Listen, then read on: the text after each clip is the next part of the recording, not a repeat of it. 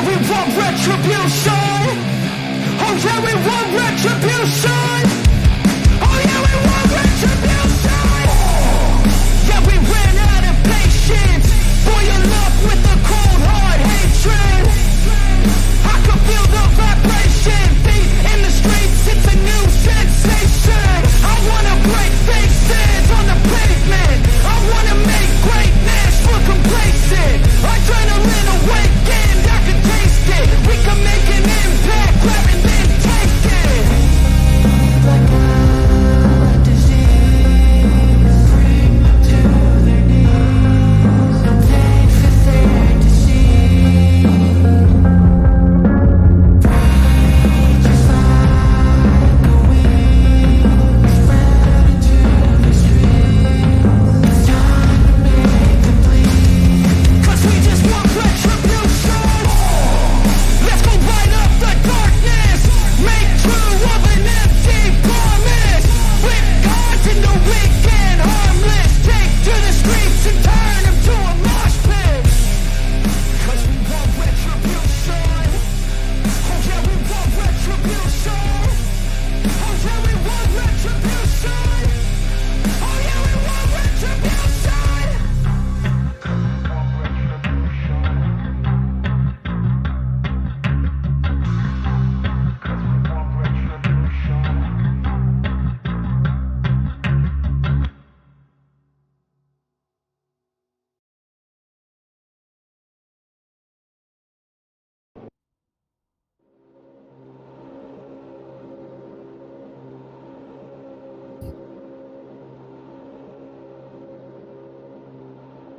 Good morning, afternoon, and evening all, and welcome to Into VC, the pre-race show that discusses all the news events going through the virtual paddock. And welcome to round 3 here at Zandvoort, just under 40 kilometers away from Amsterdam, the capital of the Netherlands, and the nationality of the current F1 World Champion Max Verstappen. My name is Kendrick Garlic, and joining me in the VC as usual is Kendrick. And Kendrick, the championship is starting to probably shape up now.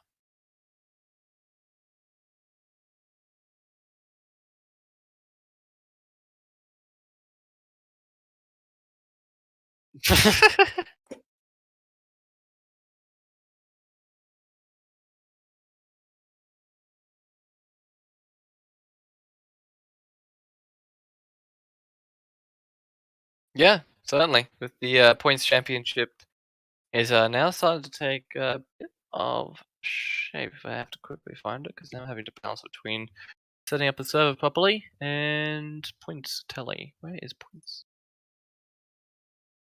That's not it. There we go. Yep, found it. So, in first place on 67 points is Ballista, followed by NAF in second on 61. Third place is Turbo on 45, and then the rest of the pack goes Slushy Cat on 35 points, then Felix on 30, Scooby-Doo on 29, Vaj on 26, third place Sato on 20, myself on 20, Roger Keller also on 20, rounding up the top 10, followed by Miko, G, Lakebun, Alex Yu, and then the non-point scorers so far is Apollo, Josh Mitchell, Hadija, and Rai. So far we've had 18 drivers this season, including myself. I believe we're actually going to have a couple more today because NAF is supposedly going to be racing.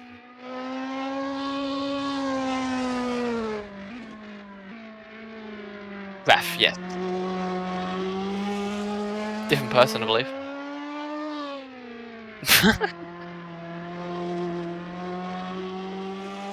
Yeah. Whether there's a relation or not is yet to be seen.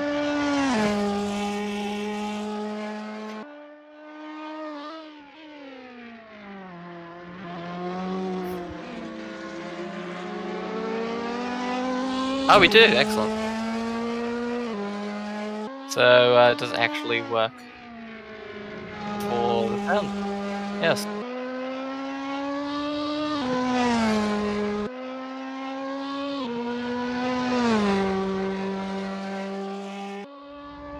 Excellent.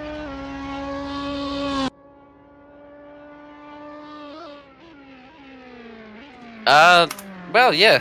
Race 1, I bottled it. I think that's pretty much the easiest way to say it. Yeah.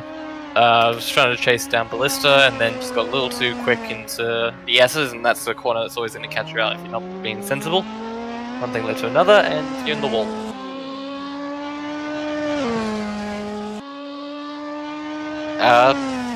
No, really. I'm kind of used to it, to be honest.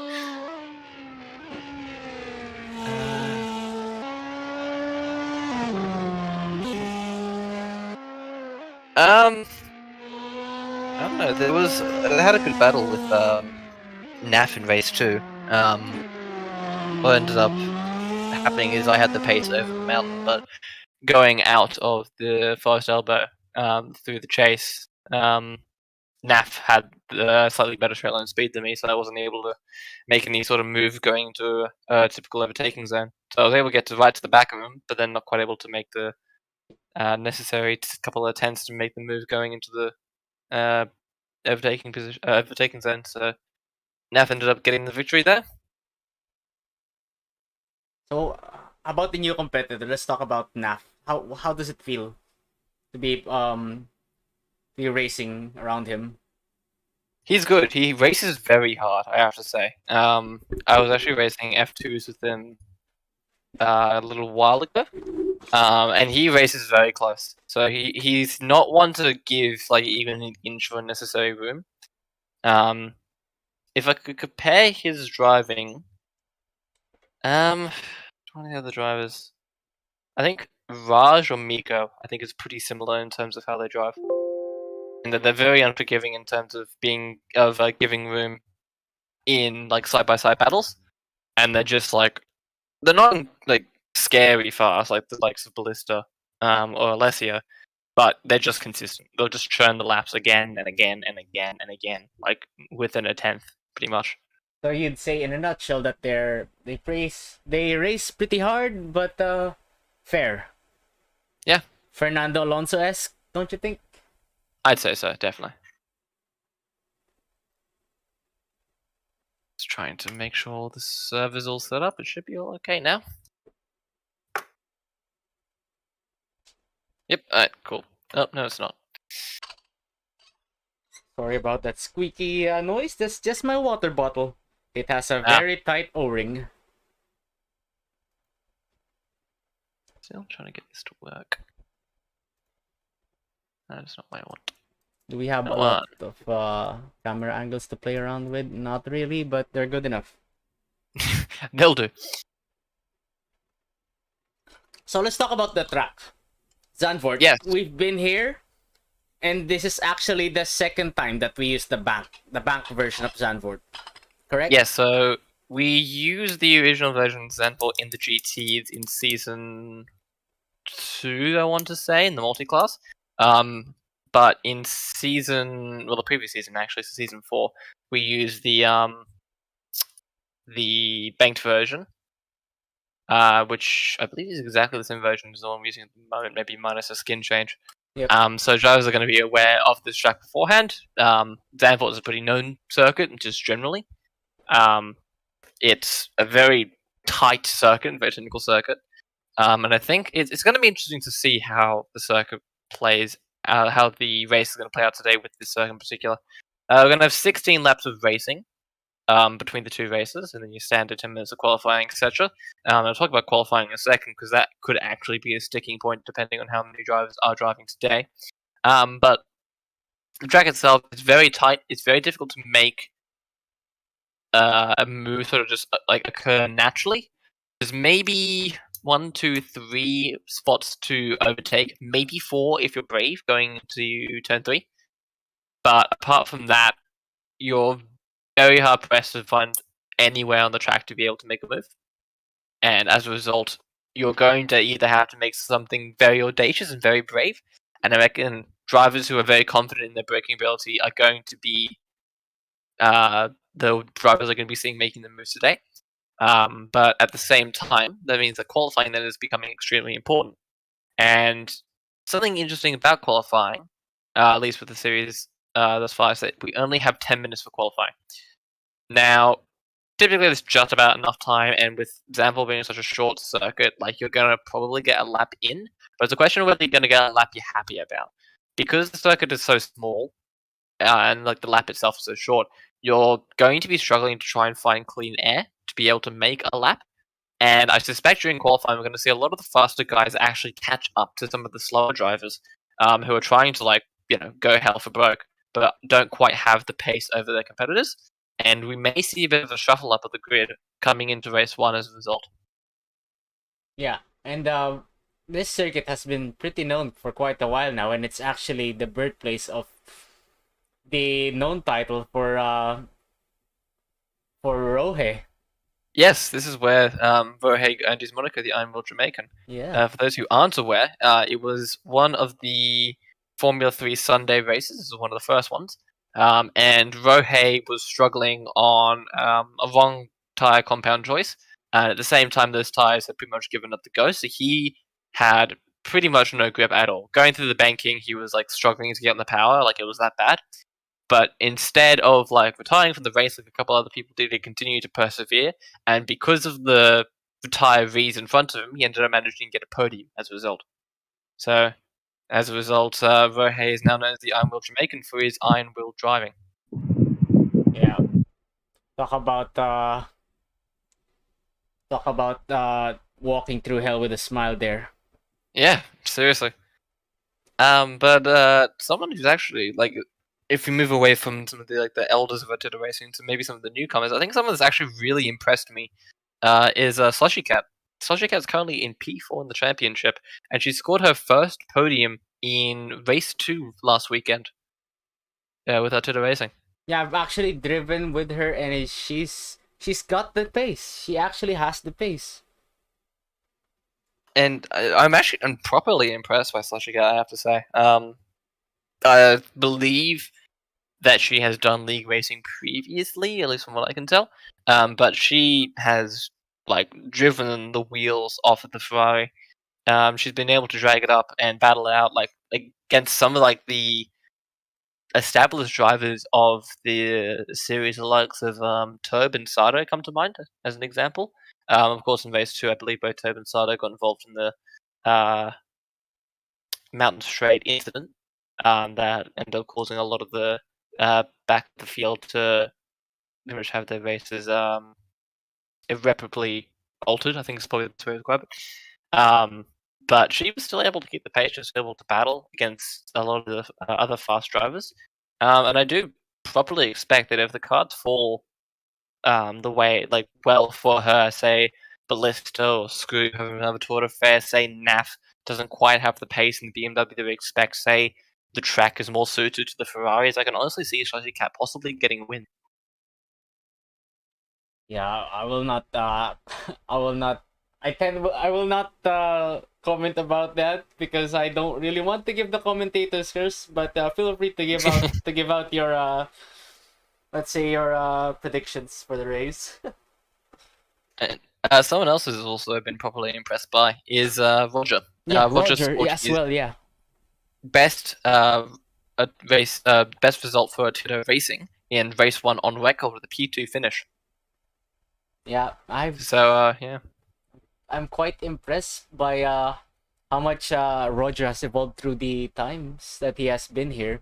Of course, he has been absent for the like 2 previous seasons, but I guess he came out of the gates running on this season.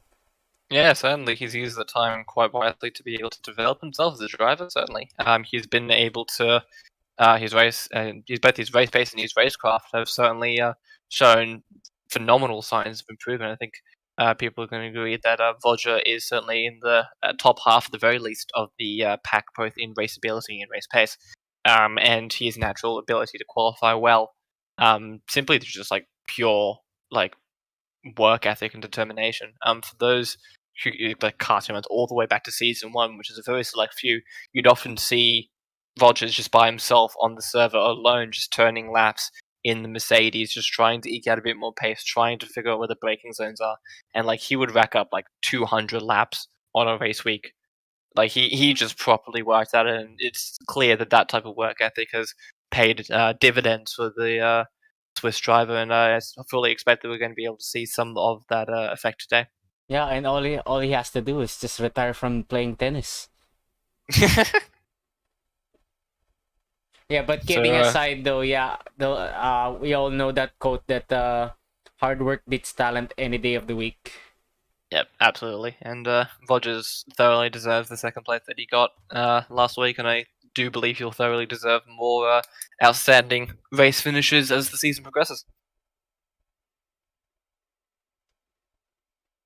So we got just over 8 minutes, just under 8 minutes left before we'll probably head to our race broadcast. There was one driver in particular I actually wanted to talk about, and that was Felix. Felix is currently sitting in P5 in the championship, which is, I think some people have to say, is a little unexpected, but he's shown consistency, really. I think in a championship that has seen a lot of like heavy contact racing between drivers, Felix has, for the most part, kept himself just out of the wars. He finished P5 in the first race, and then P7 in the reverse grid at Monza. And then coming into round 2, he scored a P6 and a P7. Like, he hasn't sort of made, like, any big splashes in terms of, like, finishing position besides, maybe you could argue the P5 at Monza. But he's just kept his nose clean. He's able to sit in the pack and be able to benefit from other people's misfortune and just be able to keep all 4 tires on the road and going in the right way. And throughout a championship, it's something that you absolutely need to have if you want to be able to finish well. You have to remind me again, Felix is the sole Singaporean driver that we have in the server, right? That's correct. Yeah. Yeah, I actually believe on everything of what you said for him. Yes, I believe he has the pace. I believe he's good just by keeping his nose clean. But what I actually recall from him was just having some small errors that leads to big mistakes that kept him from getting good results from the previous races. But now I guess keeping his nose clean more than outright pace is actually gonna benefit him, and I think it will actually be a better job for him. Yeah, I do believe that he's starting to work on like cleaning up his act, being able to just like finish races in a good position. And I suspect that as he will progress through that as a driver, eventually that pace is going to naturally come. And I do think we're going to be able to see Felix challenging for podiums in the near future. It's actually quite true what Flying Sane have said to us before, that you don't you don't chase the pace going you don't need to chase the pace to go faster. You just let it come naturally to you, right? Yeah, absolutely. What's the term I'm looking for? Ethereal words, I think, is the best way from the race director there. But as we're starting to go towards the half an hour to go left in practice mark, I reckon race predictions are probably in order. Kendrick, what do you think? Qualifying and the race? Ooh, I think I'm gonna put my money here on Scooby. Yeah, I think that's actually quite a fair claim. That M3 has had quite the amount of grip going around this track as Zandvoort. You can see Scoob actually at the fastest time at the moment, 135.383. Well, not only that, but he's been working behind the scenes for us for setting up yes, the cars. And I actually believe that he has gone faster because he's learned a lot from just driving, from just setting up the cars for us. I think it directly translated to the car he's driving, and I believe it will pay off for both race 1 and race 2. But we'll see. Yeah, we will certainly see. But What yeah, about you? Predictions? I do kind of have to agree with you on the Scoop prediction. I think Scooby Doo's sort of in due for both a pole and a victory. I doubt NAF is going to like allow him to take it lying down, and I do think that the Ferraris are actually going to be quite nippy this week. The high downforce circuit, the GT2s in particular, are known for their high grip, whereas the GT3 is a little more focused on the straight line speed. But I do think Scoop is going to be able to just sort of pull everything together. And as you said beforehand, he's been working on setups for both Ken, Jake, and I going into an endurance race at Daytona, which we can be doing in, I think, just 10 hours time from now, give or take. Yep. It's way away. But make sure to follow the stream as well. Yes, subscribe to Kendrick. But as I say, the slushy catches at a 135.1. So that may have muted my point somewhat here, but because of the work that Scoot's been able to do for us with setting up the cars for that race, I do believe he's been able to learn how to set up a car just in a little bit more detail than he had beforehand. I think it's going to benefit him going into the race. Yeah, especially knowing Zandvoort is going to be a heavily setup dependent track as well. Yep, absolutely. With such like a technical track, let's be very clear here. It's very drive demanding, but it's also very car demanding. And I think as a result of actually that technicality and such tightness of the track itself, we're going to see alterations in what tires are going to be chosen between the drivers. Actually, at least in qualifying, I believe, and maybe even in the race as well. I suspect some drivers are going to be going on the mediums, trying to keep the tire life up, and a couple drivers with maybe a little less to lose and a bit more to gain might try and gamble on the softs and see if they can't maybe snag a podium in race 1. Yeah, I mean, before we end the pre-race show, can you just quickly remind me that if the Ferraris have the ballast for this race, or if they're running zeros? Let me check. They do not have ballast, no. So every single driver is on their own driving accord and ability. All right. With all that said and done, we have 2 minutes to wrap up the pre-race show. Yep. I reckon race 1 victory is going to be Scoob. Race 2 victory, if Slushy Cat can get to the field, I reckon we're going to see her first win today. Rightio. I actually wouldn't count out G on this one as well. I think he's proven his pace also in Zandvoort. Really impressive as well with the Ferrari. Yeah, true. He's been able to lug around that Ferrari quite effectively, and G's G. Like if whoever's raced against him, whoever's seen him race, you'll be able to know that he's able to just take subpar cars and be able to drag them up the field quite well. And I doubt that today is going to be any exception to that. Yep, the true Aussie grit, I should say. Absolutely. So, with that pretty much done, that concludes the pre-race show in the VC. When we return, we'll be going to the race broadcast itself. But for now, enjoy the ad break, enjoy the intro. Don't go anywhere. We will be right back.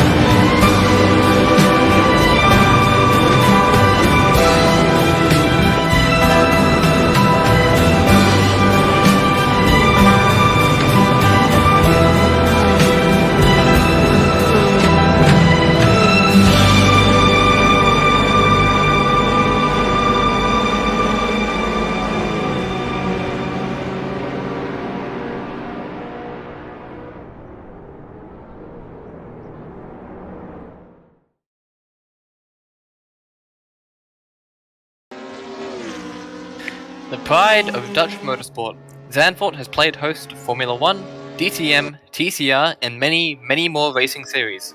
But today, this tight, twisty, and technically challenging circuit will play host to Round 3 of the championship. Welcome to Round 3 of Season 5 of Artito Racing. My name is Kendrick Garlick, and joining me in the commentary box as usual is Kendrick. And Kendrick, there is some excitement about this round. Absolutely.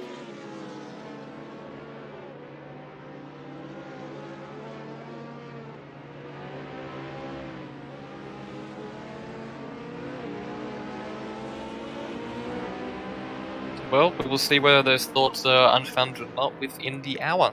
Currently, we have 26 minutes of practice left, which will lead into a 10-minute qualifying session, which will dictate the grid for the first of 2 sprint races, the second being a reverse grid race.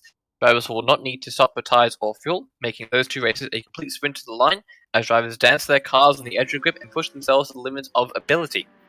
As we said before in the pre-race show, we are unsure as to how the tyre strategy is going to fall. We would expect drivers to have a mixture of tyre strategies going into both qualifying and race. So with all that said, get comfy and get ready. This is round 3 here at Zandvoort.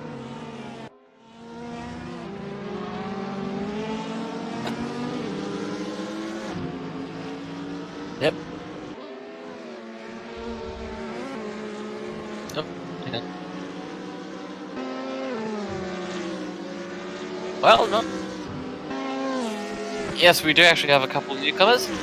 One of which being Raph, who is currently driving the Ferrari. If you could share your screen, Benji, when you get the chance. Next.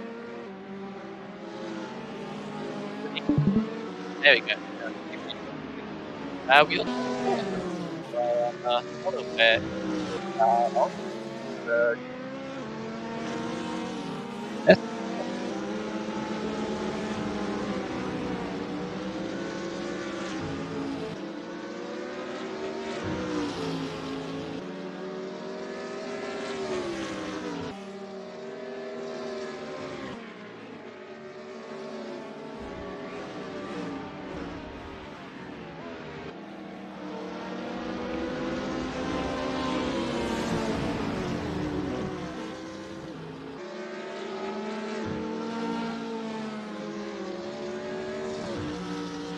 test. I think so. Excellent. I'm not entirely sure why that happened, but fixed. So, yep, as said beforehand, one of the drivers in question is Paul. So, I didn't actually realize this was a newcomer here today. But I hope to be able to see some good driving from them and maybe a good result. Who knows? Yeah. Yes, it's a very neutral car, as we said. It's able to accommodate for a range of driving styles. A lot of the GT2s are very specific in terms of how they want to be driven, and the AMG is a bit of a handful the best of times, with it being a mid-engined car. But yeah, the Z4 is very nice, very approachable, but you can still eke out every 10th within the car and be able to battle out amongst the top.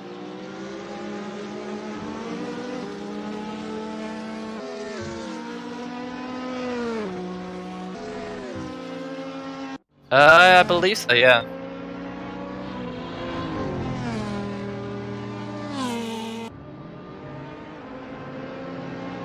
Yeah, so Polo and Slushy Cat were the newcomers into the Turbo Artito Racing itself. Of course, Slushy Cat has 1 round over Polo in terms of race experience. Both drivers still relatively new.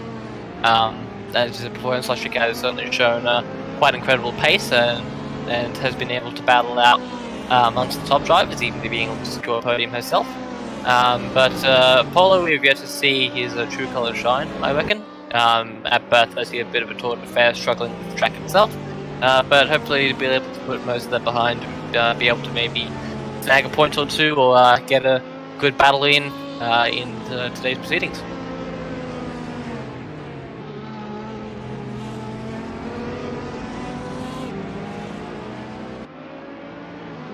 Yeah, Raf's car is quite a nice design. have to be said.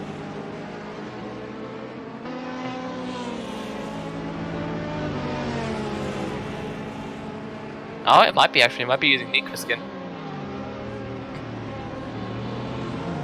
Yeah, that's good. So it's got a Nick one of the liveries.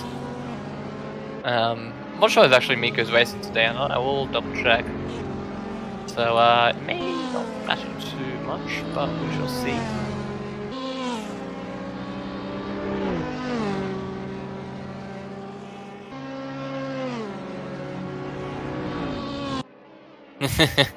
I just use the tag.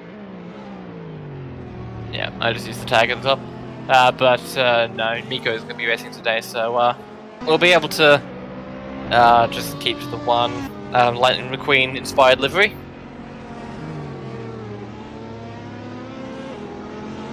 Yes.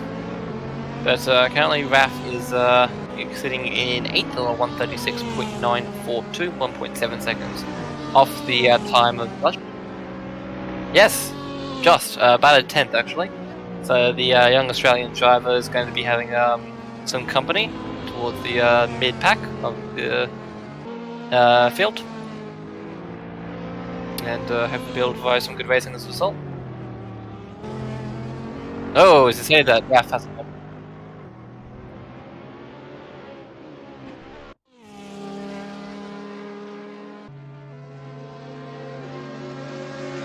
yeah. Yep. So Alex, the Italian that not quite officially replaced Alessio, let's be honest, but you know, the same starting name on the time board, same flag, close enough.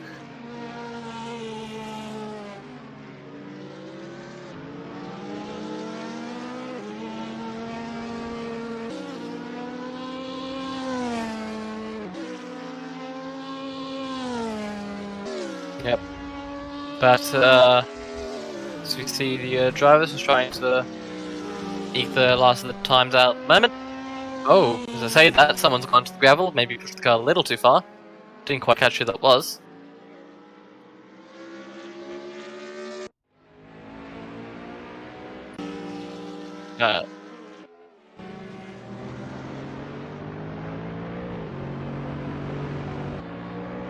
Yep, I might have been Sato actually. I believe Sato is running that livery this weekend, the black and blue livery Z4. So the Japanese driver may be struggling a little bit in the grip coming through that turn, but hopefully for his sake we'll be able to get all the gremlins of the car sorted out in time for the race.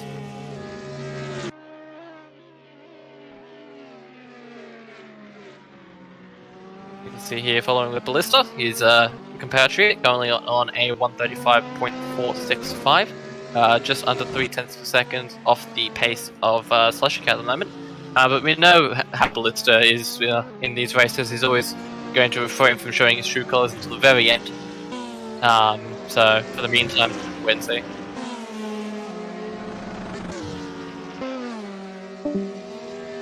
Yes, actually. From 1st to 6th is separated by less than a second in pace. And then from 7th to 10th actually is separated by just about half a second.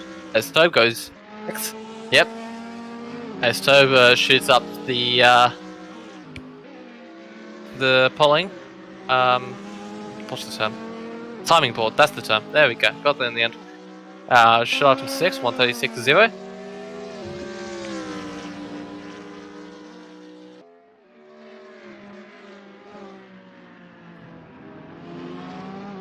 Yes, so you can start to see a little bit of a gap forming between the drivers there. Maybe a little bit of a champion. Yeah, a bit of experience, but like two packs within one championship. But as the time is starting to tick away now, the race brief will probably be very soon. Yep. Yes. Yep.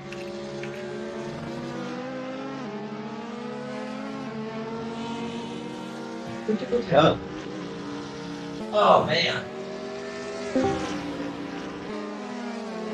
Show them what?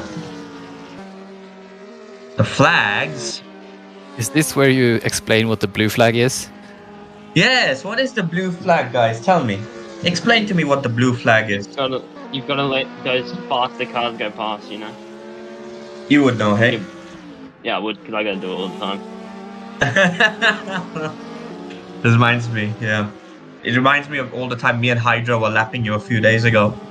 You weren't Yeah. lapping. You didn't lap nobody. Not me, at least. Pretty sure we lapped you a few.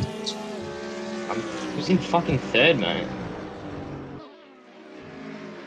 Sorry, I'm just distracted with what Hydra is sending right now. He's sending like the Mercedes GT. It looks quite good in green, actually. I didn't think it'll look that good. Actually, it does. Yeah, what it does. Yeah. I didn't think green would suit that car, but apparently it does. Huh. Yeah. I miss Bullet. I really miss Ballista's. Yeah, with the new pink border. Is he? Alright, I'm going on Top's Twitch. Oh well. Immediately at the end of the podcast.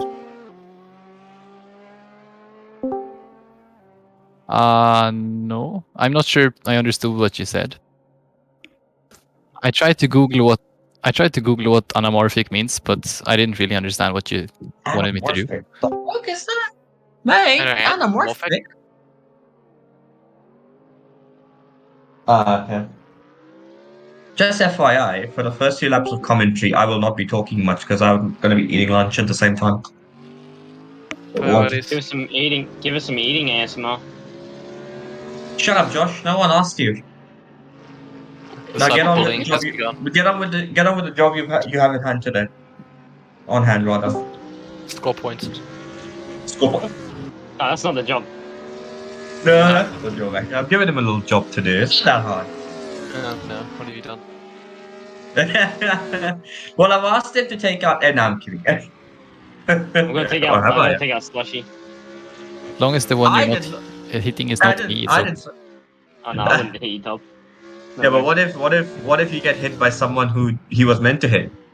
Ah, you see? Thonk. See, that's what I was saying. Does this count as race manipulation? I don't know. Maybe. Well, I'm not gonna punt anyone, am I?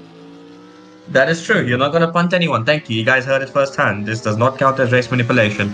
All right. I'm going to give these people 4 more minutes. And whoever doesn't join after that goes on the naughty list.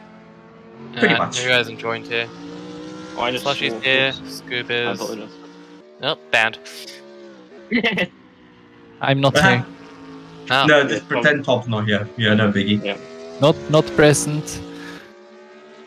I'm expecting a very close qualifying today. I really am. Yeah, I think I'm gonna take first. I'm not gonna lie. He might take pole for the reverse grid race. That's for sure. No, I won't take pole for this. You know that. Come on, man. You know I'm not that slow. Paul's here. Shoot, Man. people slower than you now. Yeah, that is true. There he is. Rogers is just behind me. Oh I think that would man. be that long. Roger Keller. Jeez.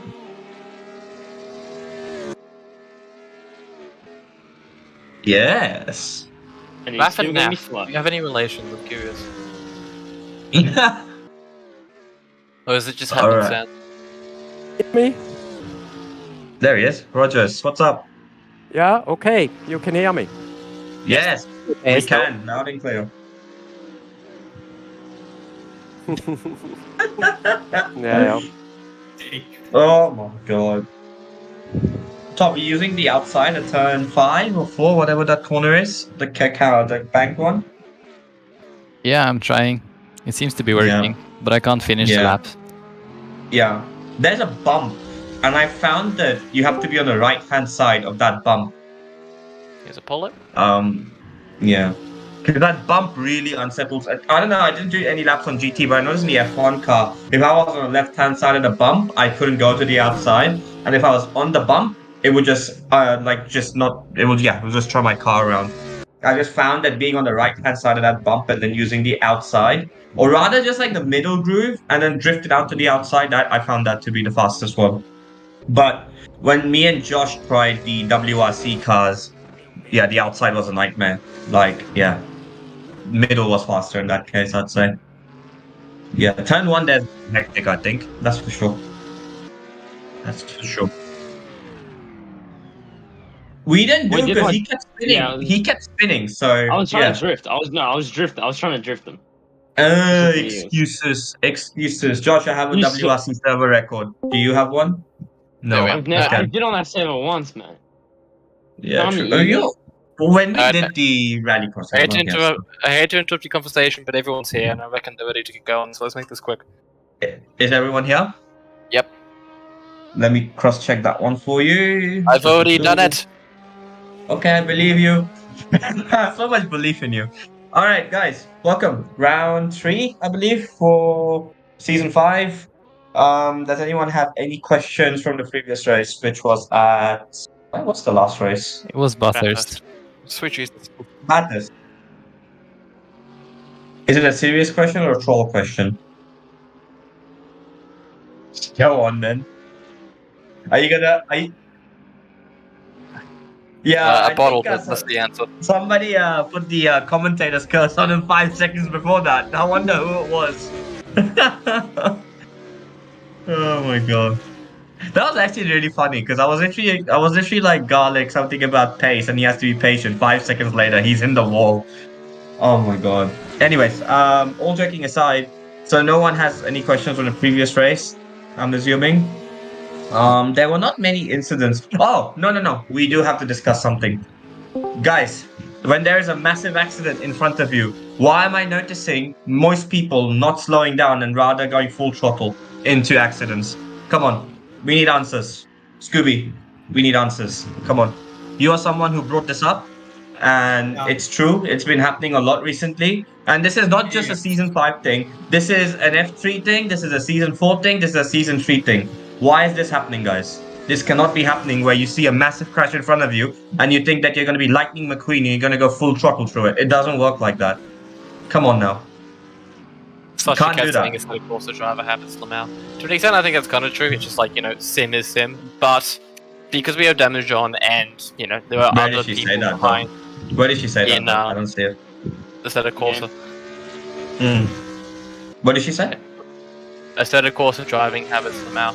Pushing through this back of positions. To an extent, I agree with you, Slushy, but at the same time, just because we have damage on, and there are other people here who have put effort into the race itself, just even letting off the gas itself is going to be infinitely better.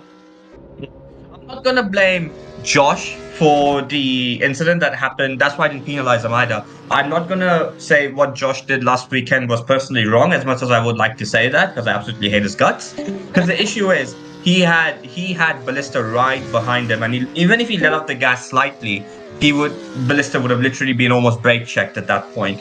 However, this is just a running trend. I believe we saw the same thing in Monza where, guys are just going full throttle to a massive crash. I think turn 1, before the restart, it happened on race 2, and that led to almost the entire field crashing.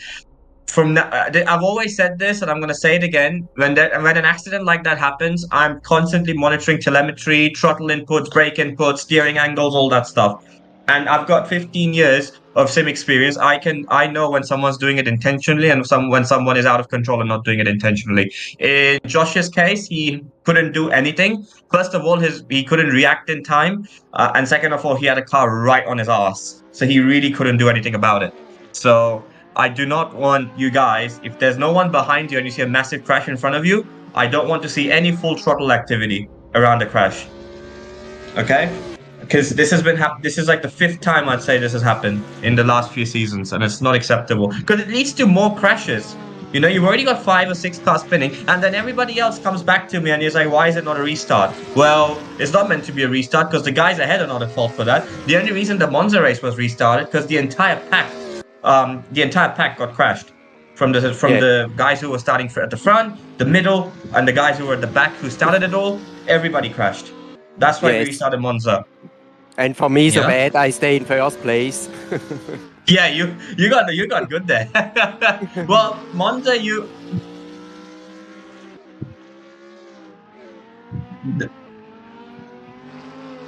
No, Josh. No. Roger reminds me of that meme of that little kid or something that runs away from explosions behind him. That's what it was like. Just Roger's just running away. All right. Anyways, yeah. Serious talk. Don't want that again. No more full throttle through accidents, and I will always keep reviewing telemetry when that happens. With regards to Zandvoort, turn 1, the banked corner. Is it turn 5, Garlic? Can you confirm? Is that the corner number? I The can back check for you. corner? We know what Please. we're referring to here. It's the tightest left-hander. Yeah, tight left-hander which is banked. Guys, there's so many lines you can take there into turn 1, but please, on lap 1, please be patient through there. Because I know some guys are going to go for the outside, some guys... Oh my god, who is typing so ferociously? It's Kenjake. I can see the green. Pulling their keyboard. Yeah, no, It's not me. All right. No, it's not Oh, you. It's sorry, Kenjake. All right, guys, wait. So lap 1, turn 5, whatever that corner is, guys, just be patient through there because there's so many lines you can take at turn 1, especially in the reverse grid race because you'll have the faster drivers potentially at the back. Just don't make any over aggressive moves. If you're on the inside, don't send it like you normally would at any other corner because that camber is going to catch you out.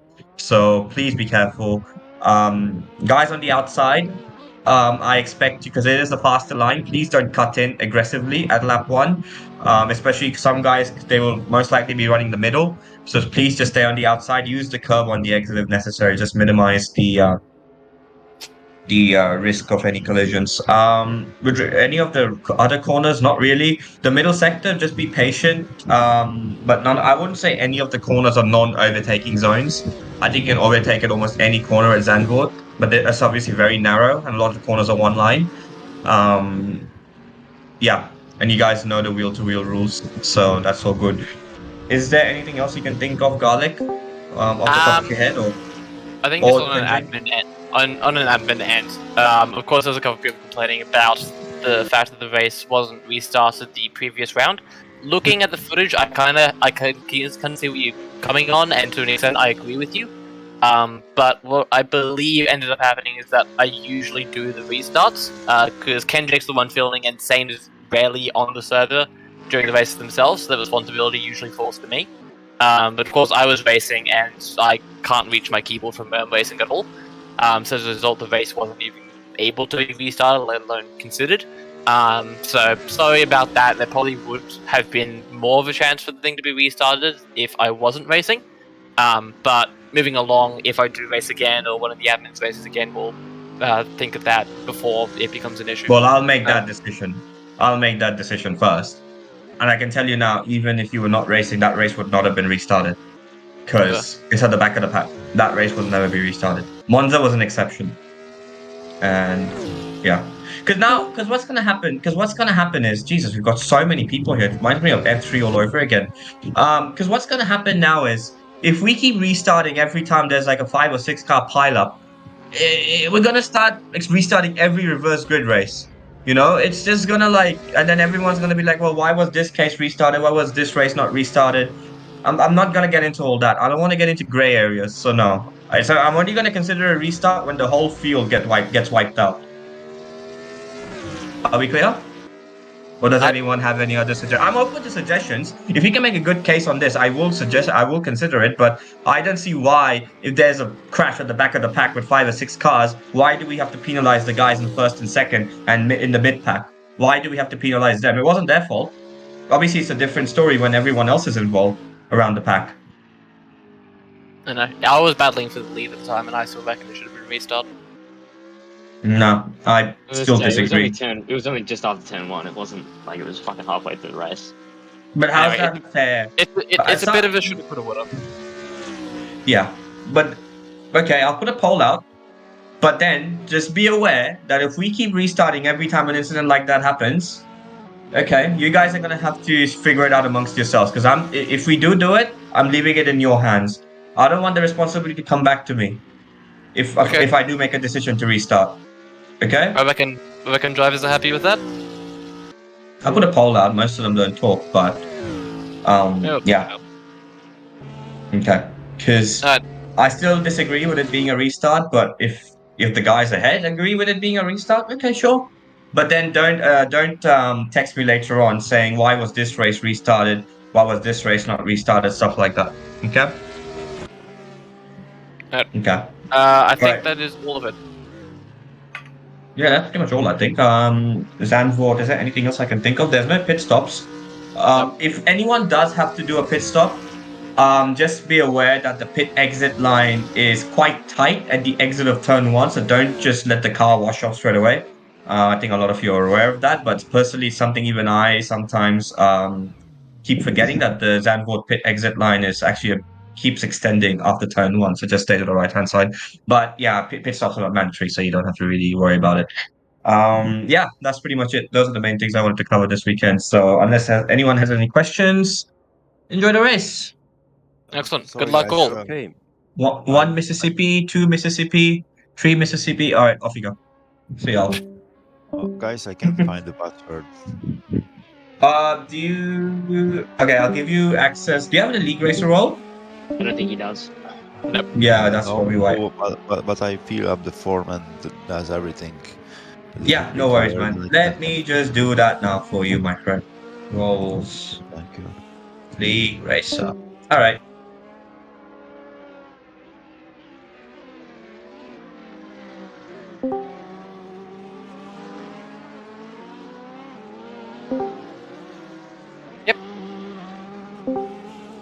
So that was the race brief, and strong words has to be said from the race director as he joins us now. Well, sometimes you have to take command of a situation, and I don't want people to come back to me later on after a race and say that, why was I want there to be consistency, that's all, with any incident out there. That's the one thing I strive for. That's why we've got very particular rules in place. There needs to be consistency, and I want the rules to express that. So that's why I said what I said. So yeah. Because eventually what's going to end up happening is we have 5 car crashes, we're going to restart. Then that number's going to drop to 4. Then that number's going to drop down to 3. And the number's eventually going to drop down to 2. We're going to keep restarting for every incident now? Because there's nowhere in the rules where we can justify a restart. You know what I mean? So yeah. Anyways, let's go on to the stream and see what's happening.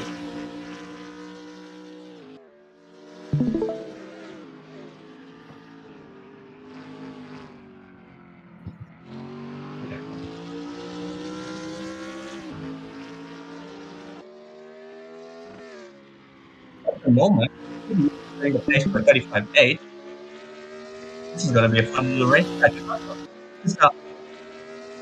Yeah, I think I was gonna say this is the highest turnout we must have had this season. So very good showing from all the drivers here this weekend. We've also got a number of new drivers in the field today.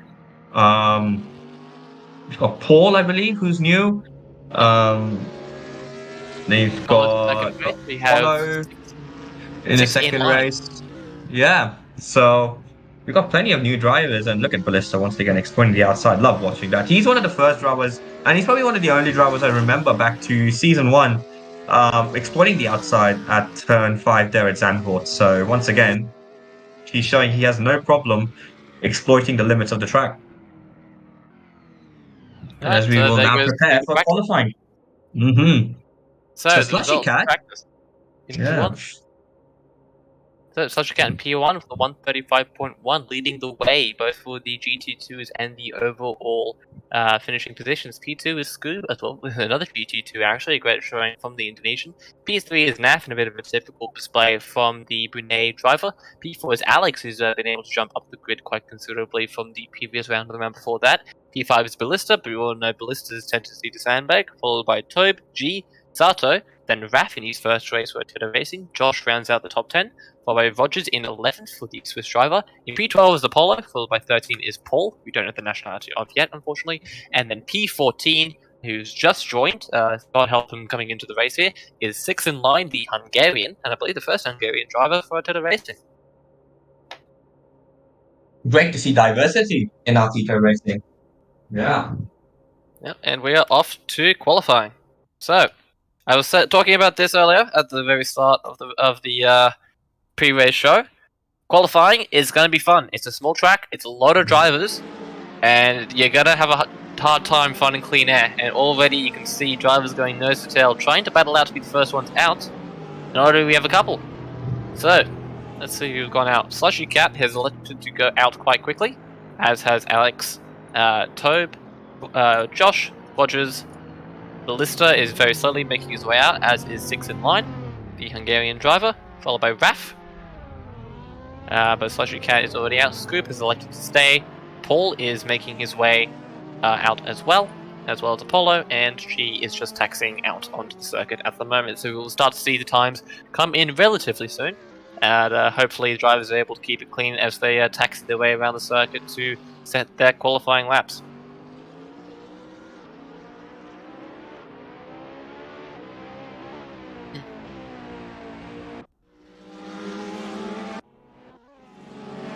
I believe Sato is the one up ahead, followed by Slushy Cat just behind him. But I think Slushy Cat is itching to get in front of the Japanese driver. Just see the Thai driver making a little bit of a glance there against the Japanese. Sato, of course, being a very honoured driver within Tiro Racing. He's been able to finish in the podium championships. He's gotten himself race wins. He's been able to fight for championships himself.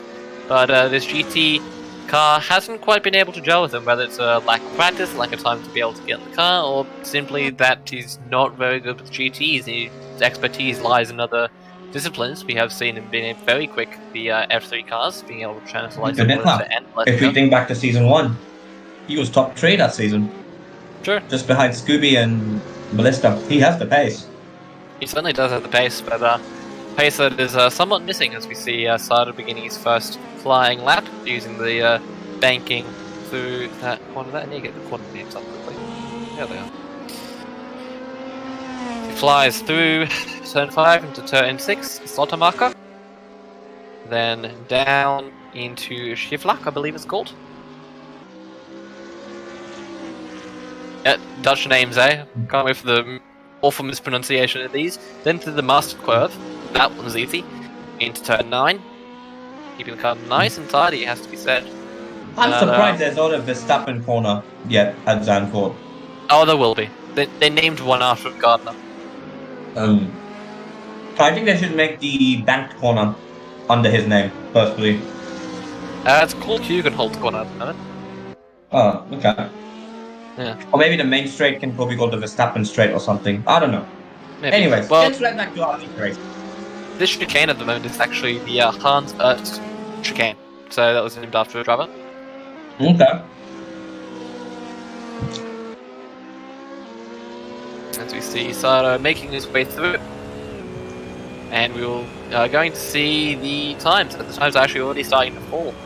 So Tobe was the first of the drivers on a 135.6. Sato follows on a 137.2. Then Slushy Cat with a 135.5. 4/10 off her time in practice at the moment, it has to be said. So there is certainly time on the board as Scoop goes fastest at 135.383. And good. Oh no, he isn't. Sorry, that's time from the previous session. I was going to say they look oddly familiar. But no, Scoop has yet to set his time yet, but he's currently going through the Hans chicane. And we are going to be seeing a time from the Indonesian driver in a second. But currently Slushy Cat topping the charts here, and Naf a 10th behind, only just about sneaking in between Tobe and the Thai driver. Then Alex in P4, followed by Raf in P5, G in P6, Sato in 7th. As Ballista shoots up into P2. So I'm impressed with Alex this weekend. He's improved a lot in terms of pace. Yep, Alex, the Italian driver there, showing his mettle a little bit, as we said. And we actually have another driver who's joined, Peter, who is Italian. Nope. Don't worry, made the same mistake myself.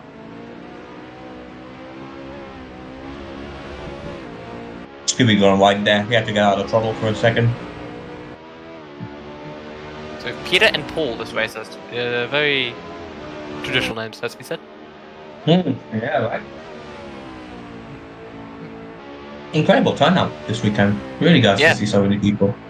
Very nice turnout, has to be said. But as the drivers are starting to complete their first laps, we can already see the time cited for as Alex goes fastest, 135.2. The Italian driver flying the flag there. Incredible, Who saw in the that Ferrari coming? too. Who No, I saw don't that think anyone coming? saw that. But he set the 4th fastest time in the Ferrari and the 5th fastest time this server has seen. Wow.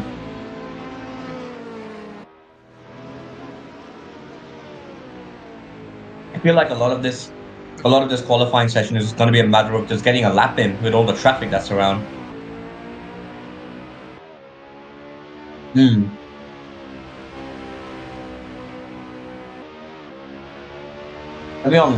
we go on board with Ballista? Oh, after I say that, he's gone to second, just under a tenth behind.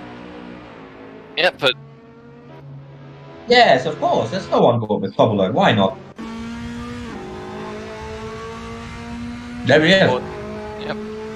On board here with Tope, who's very experienced in these GTs, as we said, racing Grand Tours in real life as well as in sim, so you certainly knows his way around a homologated car. You can see him exiting the chicane, heading in towards this banked corner. Just gonna get the corner names up. It's not Ari Lewandijk, no, this is Kam Hopot. That cannot be correct. This is Ari Lewandijk, that one I can pronounce. You can hear that Ferrari singing along down the main straight. What's the time going to be for the Norwegian driver? He goes no faster. Doesn't improve. Doesn't improve, I think. So I believe he's starting his fastest lap now because he's pretty much level into his fastest time going to the first sector at the moment. Slushy Cat is currently improving on her time. She's 2/10 up. She did a personal best for sector 1. All part for provisional pole position. Possible. But already with 3 minutes left in qualifying, like, it's just gone like that.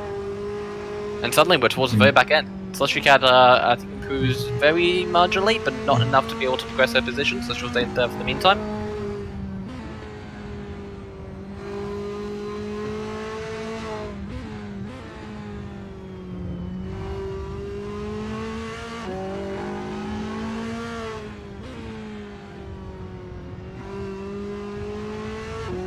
Uh-oh.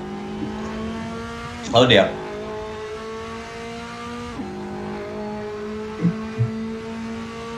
No Oh, problem. As Jake make sure that his house doesn't burn down. Tobe currently actually on a purple second sector. Yeah, he lost a bit of time, I think. He got on the curb Yeah. there a lot, and it seemed like it unsettled his car.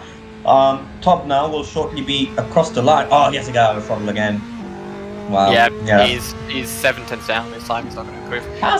What's Apollo been up to? He's 16 seconds off the pace. Yeah, Apollo's had a bit of a tour affair. I'm not entirely sure what's happened. Let's But go on he's board with him, improving. shall we? Oh no, he's not here yet. Ken. Soon. Excellent. There he is. Can we go on board with Apollo, please? See what's happening. He's 16 seconds off the pace. There he is. Yeah. Yeah. He's very gingerly. Mm-hmm. He's got a GT2. That's good. That's very, very good. But you definitely see he's got a good GT2 reference in front of him. But at the moment, he just doesn't seem to have the pace to extract out of the car. As he will come across the line. Is this going to be anywhere near the top 10 for him? Yep. Top 12. Yep. Not bad. Behind Rogers. Rogers has not had the pace this weekend, and behind Josh Mitchell, who's doing pretty well for himself to be in the top 10. Let's go. Slushy Cat improved. Yes, Slushy Cat improved her lap time. Slushy Cat improved by a 10 on her previous lap to go within a 10th of pole position. Let's go on board now with Ballista to see what's happening with under a minute to now left in qualifying. As Nap now goes within half a 10th of pole position. Can we go on board with one of the top 4, please, and see what's happening? So here we are.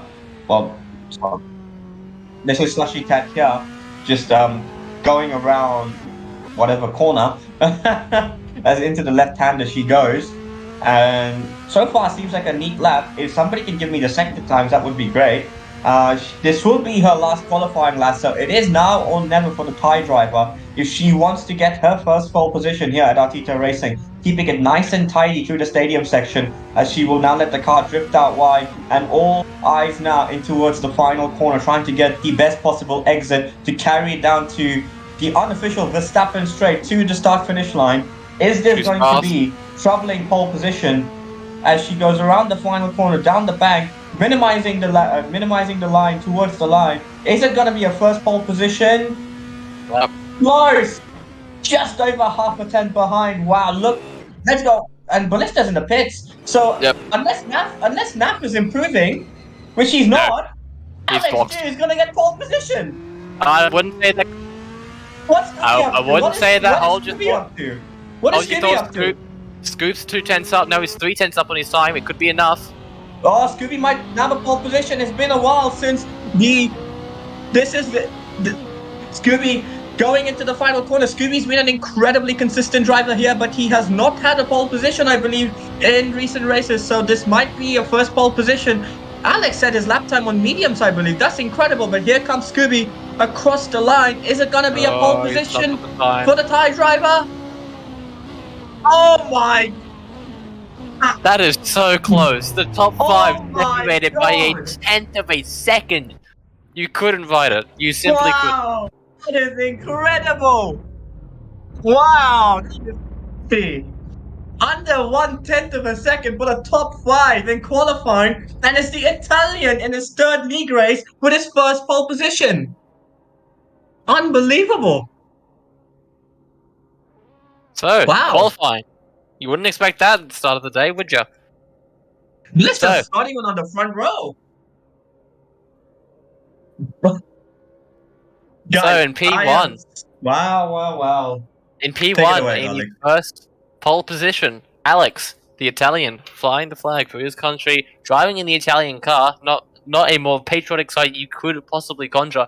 He'll take pole position here at Zandvoort. In P2 is Naf, in possibly typical conditions, as to be said. Naf showing his pace and being able to build up a challenge towards Ballista in his championship endeavors. P3 is Slushy Cat, who we were expecting to see up towards the top of the grid there, but she will probably be a little bit disappointed. He wasn't able to challenge the likes of Alex or Naf. P4 is Ballista, who's been able to show good pace from himself. P5 is Scoob, who's been able to match the practice time, the time that he did in practice. Then rounds out the top 5 within a tenth of a second. Then we have Tobe, G, Sato, Raf, and Rogers rounding out the top 10, followed by Peter, Apollo, Paul, 6 and 9, and Josh Mitchell round out the grid for this 15-car race. I cannot believe what I just saw. That is crazy. And also, what's even more surprising to me is no one was troubling the 134s that race, that qualifying rather. Yeah.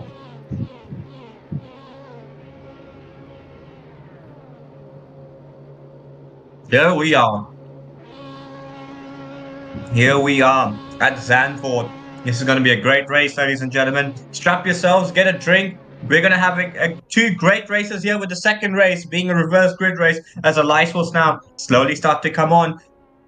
With Alex, the Italian, for Ferrari on pole position, Naf alongside him. And as the lights go out,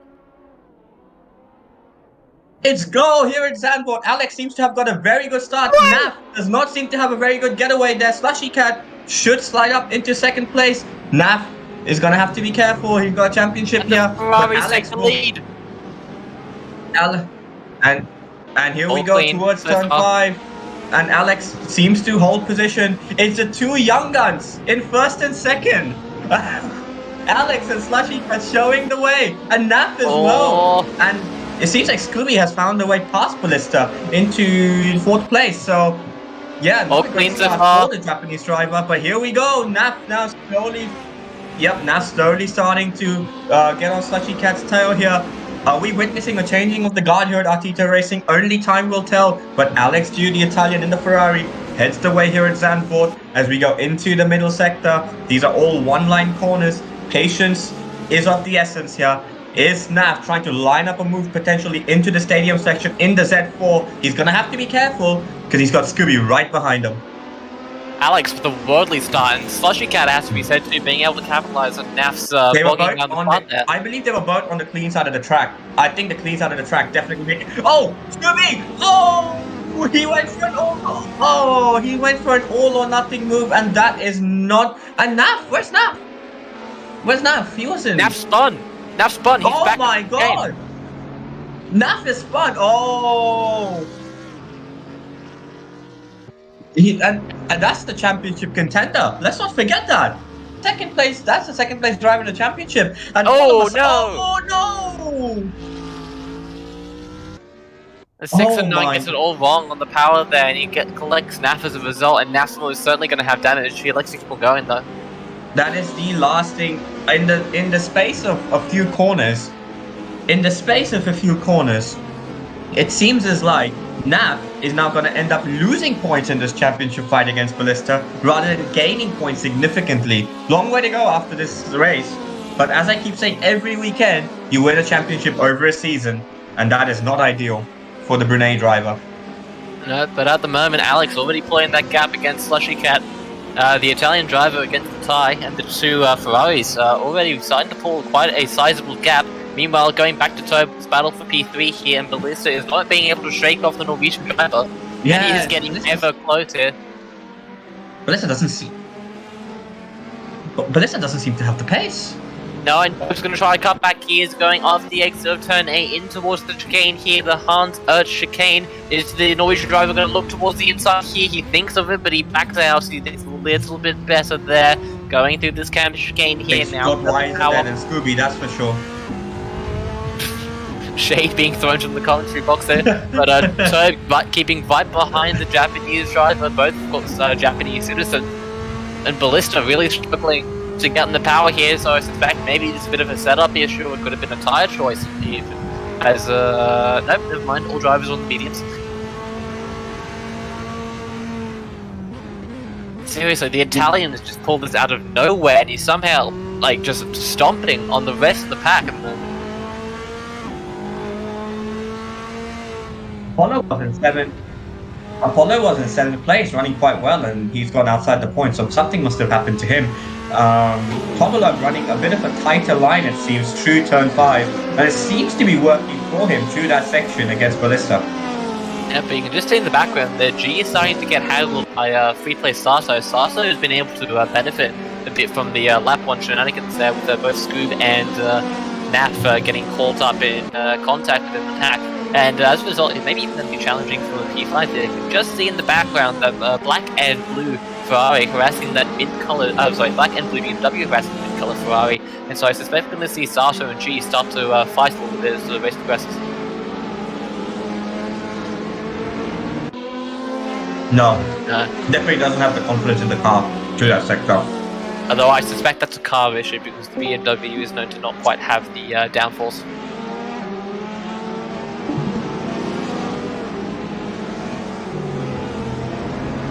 Oh, Josh trying to go on a move on Rogers here. Rogers getting all types of wrong going out of the here. And the Australian against the Swiss driver. The Australian looking all which way, trying to find room. He's going to look towards the inside here, going into turn 11. Not quite getting him right there to go through Ari the Wind gain here. And Rogers getting the gravel there. Now they're going to go side by side through the canopy here. And Josh is going to be home on the banking. Josh is going to be home here on the banking. He's known oval driver and he has the pace around the dirt tracks. But he's going into turn 1 here. He's going to be last makers. He's going to go for the swing back here, and he just doesn't quite have the room here. Rogers will shut the front door, but the Australian driver not going to take that line down. He is going to try and look again, and you've never seen a Ferrari more squirrely as Josh is able to collect the car back up as he's going through turn 3 here, through this cabin section, through Hewitt Holt, onto the power now, down this fast left-right section here, and Rogers is going to be able to live for just another day.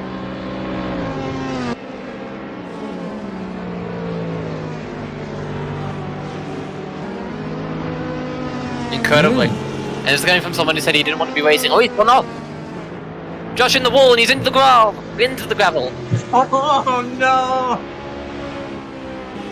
Oh. And Apollo will move up into P10. I did not say anything about Josh, okay guys? Just saying. Not Apollo, rather. Josh, rather. Whilst we're going toward... Going up towards more the front of the action, it seems that Sato has dropped off the pace here, and Scoop still has the pace despite having that off at lap 1, and the Indonesian driver is now sizing up a move on the Japanese driver. It's M3 versus Z4, straight line speed versus downforce, is Japanese driver versus Indonesian, wheel versus controller. You couldn't get any more juxtaposed battle than this. Scoop going around the banking as we start lap 5 here, and lap 4 here, sorry. right behind the Japanese driver, trying to get any type of slipstream possible, heading into Tarzan as Turbo Loeb says the fast lap of 135.5. Look how So close the Norwegian top four driver are. has Look how close the top pace. four are. They are very paced, very close actually, has to be said. Wow, They are and G following up a bit tail. of train behind them. Yep, quite a little bit of G, got not quite the ace that he wanted coming out of turn 1 there through Tarzan, and now Sato is going to be right behind the Australian as well, and now this 2-car battle has now turned into a 3-car battle, a battle for 6, another battle for P5. Wow. As Ballista slowly starting to close in on Slushy Cat, yeah, these guys have maintained their gap, but they're going to have to be so careful. One mistake, and it's pretty much a race over, as we saw with the young Australian there, Josh Mitchell.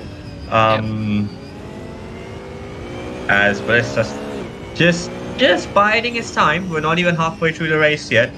Alex, so far, has kept his head quite cool here. Oh, Scooby goes for a big move there onto Sato. Wow! Good going for a move there on the Japanese driver, not quite making it stick, and Sato's going to pull away ever just a little bit, but he may have to go to about defensive, going into turn 9 here, into the chicane. Scoop right under that rear wing of that BMW Z4, and he's going to see if he can get the power on just a little better. And, that's unfortunate. Yeah, so he's having PC issues at the moment, so that explains as to why Josh had that very sudden change of direction, because he's able to drive the car straight well, but usually that doesn't typically happen. We can see Scoob here under the slipstream of the Z4 here. Is he going to try and make a move into Tarzan? A lunging dive. Doesn't quite think of it, but Sato thinks of it on the Australian driver, and that's going to check him and Scoob up. Both of these drivers now has nose to tail going through turn 2. Will any of these drivers try to make a move going to turn 3 here? Oh, Scoob thought about it, but he thinks better. Sato Sato's going to lose time. move on Sato's going to G. lose time on exit here. Yeah, Yep, there you but- go. You just see the camber on the exit. Just No, you he makes never a move know. here. Raven man, then B. He's going to look towards the inside. Here's Sato. he showed a nose there. He showed a nose there, and you can see that just unsettles Sato ever so slightly. And now Scooby's going to set it up here. Will he be late enough on the brakes? And, he takes better of it. Oh, that might be contact. No, that was close. That was very close. Two didn't quite go That into is- one. There's Sato and Scoob being able to get That away is mostly on the two straight. experienced drivers, as Ballista's really closing on Slushy here. But that is two experienced drivers here at Artito Racing, showing the way. Incredible. Got it. Yeah, I think Ballista slowly is starting to feel confidence in his car once again. Maybe he's got a long run setup stored in his car, and we've still got more than half the race to go. And now, is he going to start showing a bit of his experience? And he's dragging along Tobolov nicely towards this pack as well.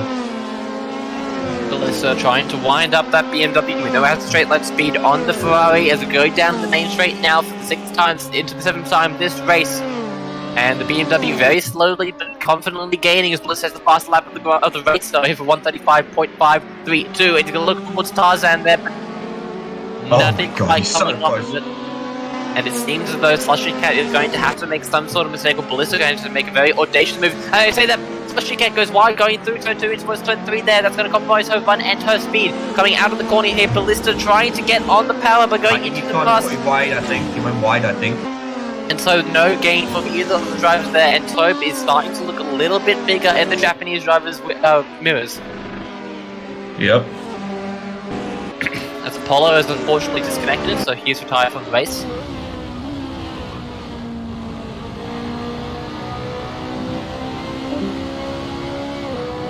He indeed did. Must have, yeah. So while we were looking elsewhere, Sart's been able to make the move with the Australian, and now he's looking a little weak here. Scoop going to try and do the same thing as the Japanese driver. Will he be able to make the move going into turn 8 here? He's thinking about it. Going in towards the inside. G gives him just about enough room. Scooby is going for some real aggressive moves today, isn't he? Wow. Yeah, and Scooby now trying to. Yep. So as we see Garlic temporarily disconnect, and he's back again. So Scooby there made I think that's the third aggressive move we've seen from him this race. So yeah, wow. Scooby really starting to put on the pressure here on G. It'll be definitely interesting to review what happened at lap 1, especially with Naf and how he got collected, but that's something we will investigate post-race. while this battle's been happening, I know the gap out front is about a second between top now. We've got a nice. Guys, I know we are in a bit of a train here, but I could not tell you who out of these four is going to win this first race.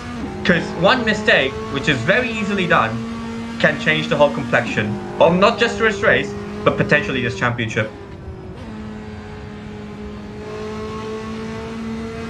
Yep, we're closing in on the halfway point of this championship, and like I said, from the very first race, you win a championship over a season, I repeat it once again, and every point may make a difference come the end of the season, not just for the championship, but who will nab the remaining pro spots for next season.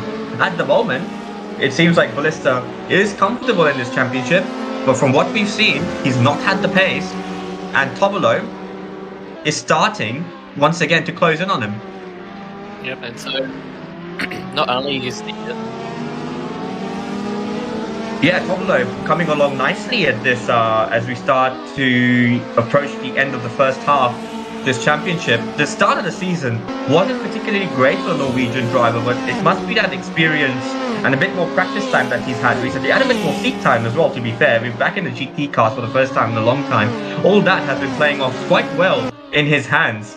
And Tobolo here, just showing his experience and that's showing why he's actually an Artito champion himself. certainly his adaptability is a testament to his abilities to drive both in sim and real life. Obviously, he's had wondrous experience and success actually within real life racing, and the fact that he's been able to adapt to the car so well and so quickly is proof of that, because we head towards the battle of P6, and it seems the starter is checking out. Naf is going to put a move on Peters for a crucial championship point. So let's go on board with Naf, shall we? Because that point he may gain potentially in a few corners or a few laps time will be very, very critical in his championship fight with Ballista this season. He's looking every which way here, and Peter goes off and he spins out, and that's the easiest. That's the Italian driver not getting one of the power down. And Ballista not getting second behind. Let's go on board with Ballista here. He's only half a second, 4/10 now. Really starting to put on the pressure as they go into the stadium section. And we know Ballista is a patient driver, but how patient is he willing to be? His main championship rival is currently scoring just one championship point. But if he can get up and win this race, that would put a massive statement in the standings. But having said that, Tobolo might just have a chance to this is going to be scary. This will be scary here. All three drivers now are going to be battling for position going to turn one. Ballista not the Trimmer Flushing Cat. No, definitely. Ballista had half a thought there, just for a moment. Thought maybe I can make the move on the time driver. Rear end. Oh, will we see a move going to turn 3 here, possibly? No, I don't think so. Might think about it. No, yeah, Tobolo is definitely running on lane lower than everybody else at turn 5. Yeah, but he's able to get the mid-corner speed, but on exit he loses out a little bit He here. loses that time, yeah, he doesn't carry as much camber, so he's shortening the corner, but he's not getting as much camber on the exit to help his exit speed. But that's particularly what's working for him, but Slushy's gone wide there, as she's starting to struggle. Oh, Slushy's gone wide there again as well, and Ballista's going to be all over her. She's missing. Oh my god, this is not ideal. Let's go on board. Is she going to go for the move? Oh, he's thinking about it. And he goes a little bit wide there, Ballista. Not ideal. Leave him susceptible at least a little bit. Ballista looks towards the inside yet again, going into the chicane there. But he doesn't make the move here, but you can see that Slushy is not quite getting the turn that she had at the start of the race. And I wonder if I don't know if this is just a confidence thing, or is it just a tyre wear issue, but she has not had the pace the last 2 laps. And he is right behind the tyre driver there. Oh! And now it's going to Tobe going to do the double overtake. He capitalizes on Ballista having to check up on the tyre driver, but Ballista's going to have the slipstream in the straight line speed against the Norwegian driver. Tobe goes towards the inside here. And we're going to go 3 wide, possibly going into turn 1 here. Who's going to be the last of the late breakers here? It's the Norwegian! Oh, God! But Ballista will get the cut back going through tires. I think it's a little squirrely on next. He's going to have to leave just about enough room here and all stay stationary for the meantime. Wow! God. How did they all hold position through that? And more importantly, How did they all keep their nose clean? Incredible! Oh my god. Yeah, they And really meanwhile, are. They're Alex really is showing checked them. out now. He's getting to second. Yeah. He's potentially closing in on a first league racing win. I cannot believe what I'm seeing right now. This is crazy. This is like Lewis Hamilton in 2007. Of course, you have to compare it to Lewis Hamilton every time. Not like Max Verstappen in 2016. Nah, I'll rather choose Lewis Hamilton, Canada 2007. Alright, rewrapping up of F1 references. As Ballista and Tom have been trying to battle, Slushy now starting to put a bit of a gap, which may be crucial come the end of the race. She's gotten back into her rhythm. It definitely seemed like those 2 laps, the previous 2 laps, she was struggling a bit to get into the rhythm and she was missing apexes. But now that she's got a bit more clean air behind, ahead of her, and she's got a bit more breathing room behind her, she started to get back into the rhythm of things and just maintaining about a second. But it definitely seems like Tobolov is the faster driver of these 3 cars. But the issue for him is he might be the faster of the 3. Nah, he's not going to be close enough into turn 1, not in a GT car. Even though he does, the only issue is he may be the faster car of the 3, but he does not have track position. And from what we can see in this race today, track position is king. Absolutely. But meanwhile, Slushy Cat has actually started to pull back that gap on Alex now. The gap is now reduced to 1.3 seconds. Oh, wow, yeah. Alex. Oh, as I say that, temporarily side-by-side on the exit there. You're not going side-by-side through here, so Tobolex is just tucked back in the slipstream of the Japanese driver, heading through down to slaughter marker. Oh, and Ballista going a little bit wide there, just a touch wide. That's going to give Ballista maybe, Tobe, maybe a sniff of an opportunity to make a move. But he thinks better of it, just to let Alex to stay behind the Japanese driver for the meantime. But I say that he's going towards the inside, and into P3 goes the Norwegian driver temporarily. But Ballista's going to get the cut back in, but he won't have the inside line. Going into turn 8 here, Tobe will. And Tobe in an audacious move here, and he's just about able to clean it up, and he will get that P3. But he can just see in the mirror there as Ballista tucks behind P3 for the Norwegian driver, and it's Ferrari 1-2-3. Indeed, it's a Ferrari 1-2-3, and the Ferrari is really coming into their own this afternoon here at Zandvoort. So Tobolov now will set after the top 2, and he does have the pace, and if he can try and make up that gap to Slushy as quick as possible, I wouldn't rule him out for a potential race win just yet, because look at the gap he's already opened up on Ballista here.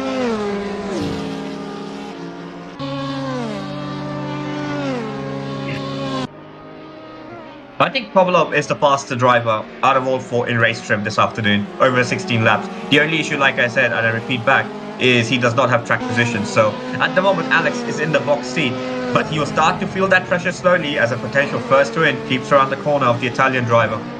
Certainly, but if Tobe is going to try to make any moves here as we cut towards the left bike. Radford Rogers and He's gone wide. outbakes himself, unfortunately. Oh, that's not. Oh, that's unfortunate for him. Naf might pick up pieces here. Oh, we didn't quite see him there, but he's just rounding turn 1 at the moment. You can see in the background there. So if Naf makes another mistake like that, it's possible that we have a Raf versus Naf situation. That'll be fun to commentate. That'll be fun to commentate, exactly. Yeah, that'll be fun. But Naf, I think, is nursing a lot of damage in his car, which is why he has not been able to make any significant inroads once he's got into the points. That was a lap car, I believe. Yeah. I believe that was 6 and 9. Yeah, so he's Tobolov seems to have gained about 3/10 or 4/10 this lap, I'd like to say, on Slushy. So now he's really starting to come on his own here, as we've got 3 laps to go at the end of this one. And Alex, oh my god, look how close the top 4 are. I don't know who's going to win this race. Garlic, this is crazy. Yeah, it is entirely anyone's game here. Tobe starting to gain on the tyre driver here, but Ballista is keeping in check with the Norwegian and with the podium positions. Ballista isn't out of the game quite yet. No problem. We head into turn 1 now for the 14th time this race. The race positions are still remaining the same. As you can see, Raf now trying to make another move here on the Swiss driver to come back towards Ballista, maybe itching up the position on the Norwegian driver. He is right behind Tobe at the moment. He's going to try and make a move into the cabin corner. Oh, he's using the outside line there. He is. Yep. But it's a brave man to make a move going into slaughter market. I don't think Ballista's close enough to make the move on the Norwegian driver and for that P3. So as it goes, The more Ballista occupies Tobolo, the more this becomes a 1v1 battle at the front for the win today. Yep, absolutely. And Slushy Cat is starting to reduce the gap on Alex. The gap is now a second, exactly 1.1 now, as the live tracker updates. You can see Ballista is harassing the Norwegian driver there. And so this P3 may not be entirely secure, and it's possible Tobe may have burnt up all his pace trying to get past Ballista, and now he's starting to struggle as a result. Yep, as we see Scooby here on Sato for P5. Crucial points here for both drivers who are regular Pro Squad contenders. Slushy now is only 6/10 behind. Alex must have had a moment there, and oh my god, this is going to be one hell of a battle for the win now, guys. As we head towards 2 laps to go, and it is Rookie v Rookie, Alex v Slushy Cat, Italian versus Thai, and it's anyone's game. Same car, same track.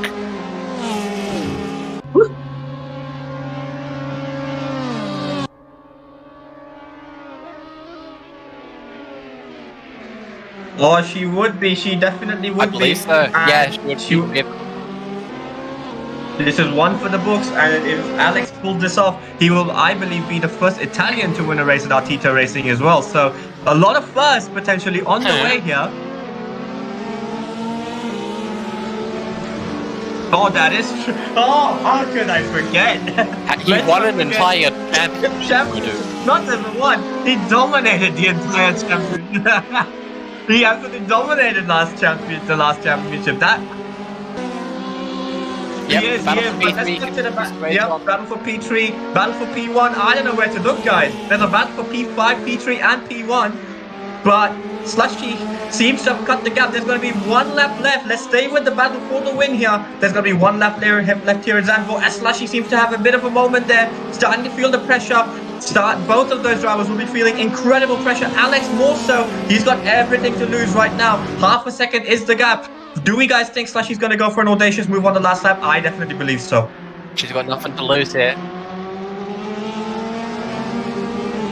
Oh, Yeah, Yeah, neither of Slushy these drivers has to be concerned about a championship fight here, so the win's going to be one they're going to remember here as we go on towards the final lap here through Ari Lewandijk. The gap just under 7/10 of a second my here. God, here the we Italian go. driver trying to suck with the slipstream of the Italian drivers got onto the final lap of race 1 here at Zandvoort. Who's going to be the last of the late breakers going into the corner here? Half a second separates these two drivers, these two rookies.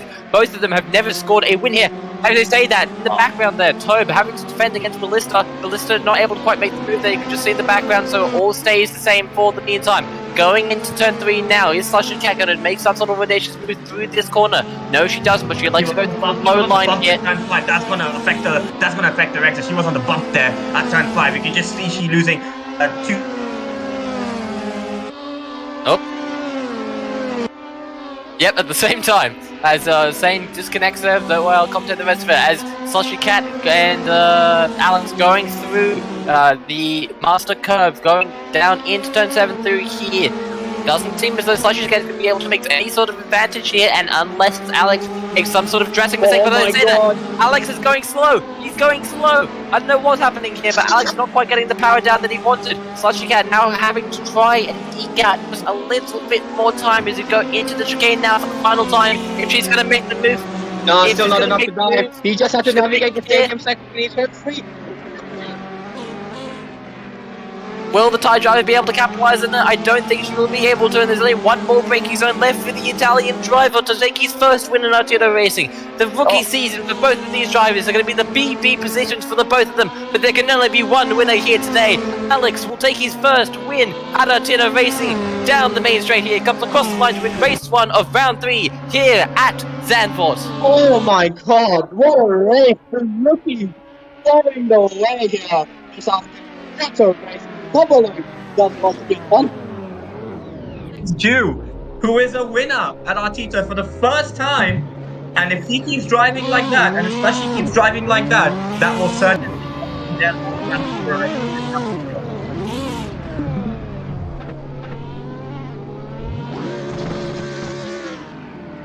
And I think this is What an a order race. for the Italian, his first race win.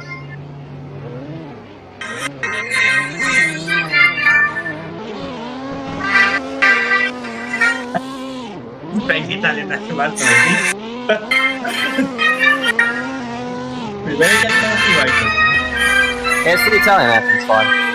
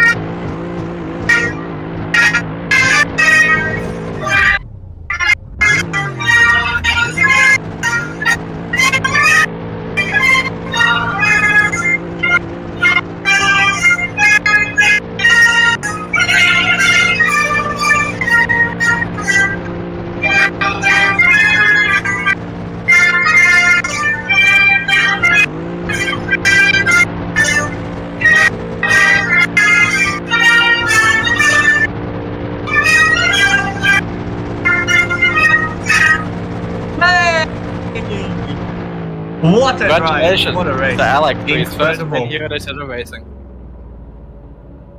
Wow.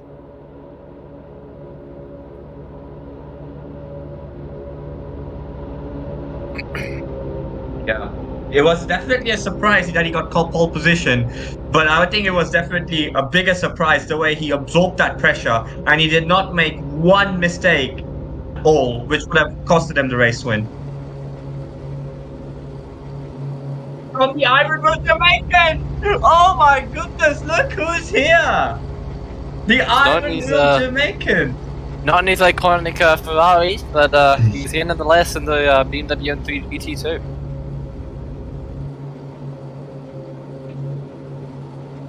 And so as we head on toward race 2, waiting for the countdown, but the results from race 1, Alex P1, Slushy Cat P2, followed by Tobe, Ballista in 4th, Sato in 5th, Scoob, G, Raf, Naf and Rogers out of the top 10. 6 and Line is the last of the finishers, followed by Peter, Paul, Apollo, and Josh Mitchell rounds out the top 15 drivers. Absolutely.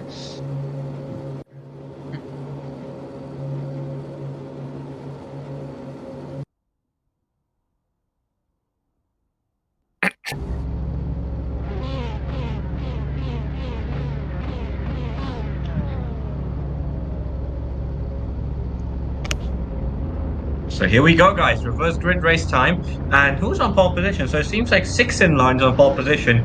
Rogers will be second. Naf in third. So Naf potentially once again in the box seat for the second race.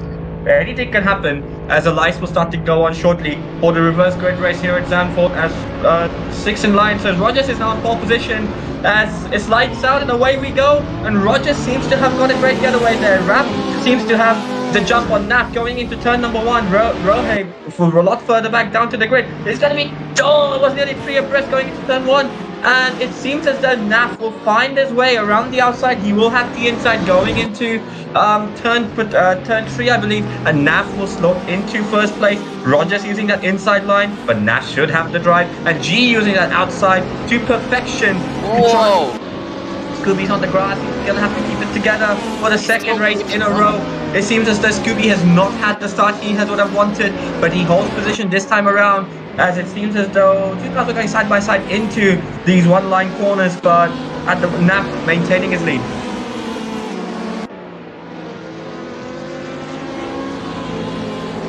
Whoa, Scooby! Into the grass he goes. He's stumbling down in order. Yeah, keep it together. Alex once again is up into 7th, guys. He's had the best start of all the front runners at the back. Alex with Ballista right behind him, Slushy following them through. Scooby is not having a great outing here, and Scooby's gonna act as a bit of an obstruction between Ballista and Slushy Cat, which may. Raf is onto the gravel, Tobolov around the outside. Actually, I changed my answer. Tobolov seems to have had the best start of all the front runners there. And Tobolov into 5th place.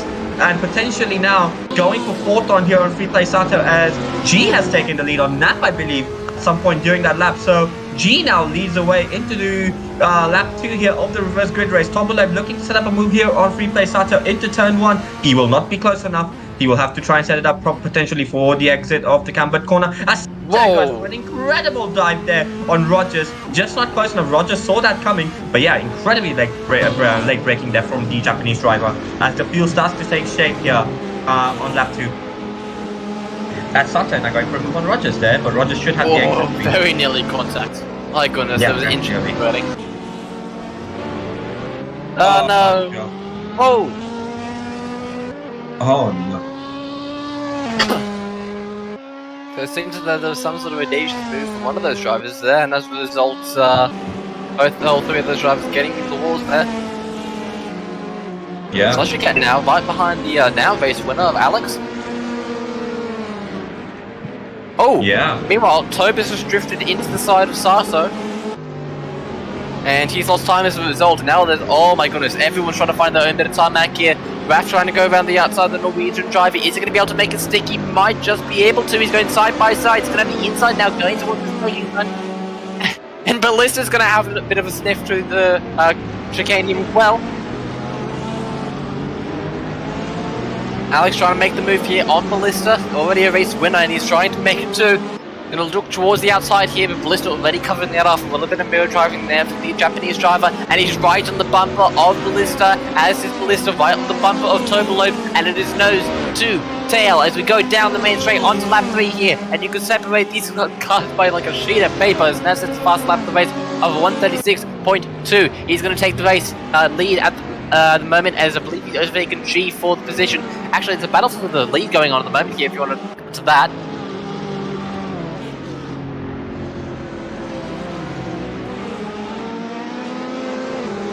Both of these drivers have been able to win races in Artito racing, so both of these drivers know what it takes to be the first driver. G and Nav barely giving each other any room, and two egos colliding here, trying to make this battle for P1 for race 2 here at Zandvoort, and neither of them were giving each other room, but just about they able to go through the master curve into turn A here, and both of them able to keep facing forward.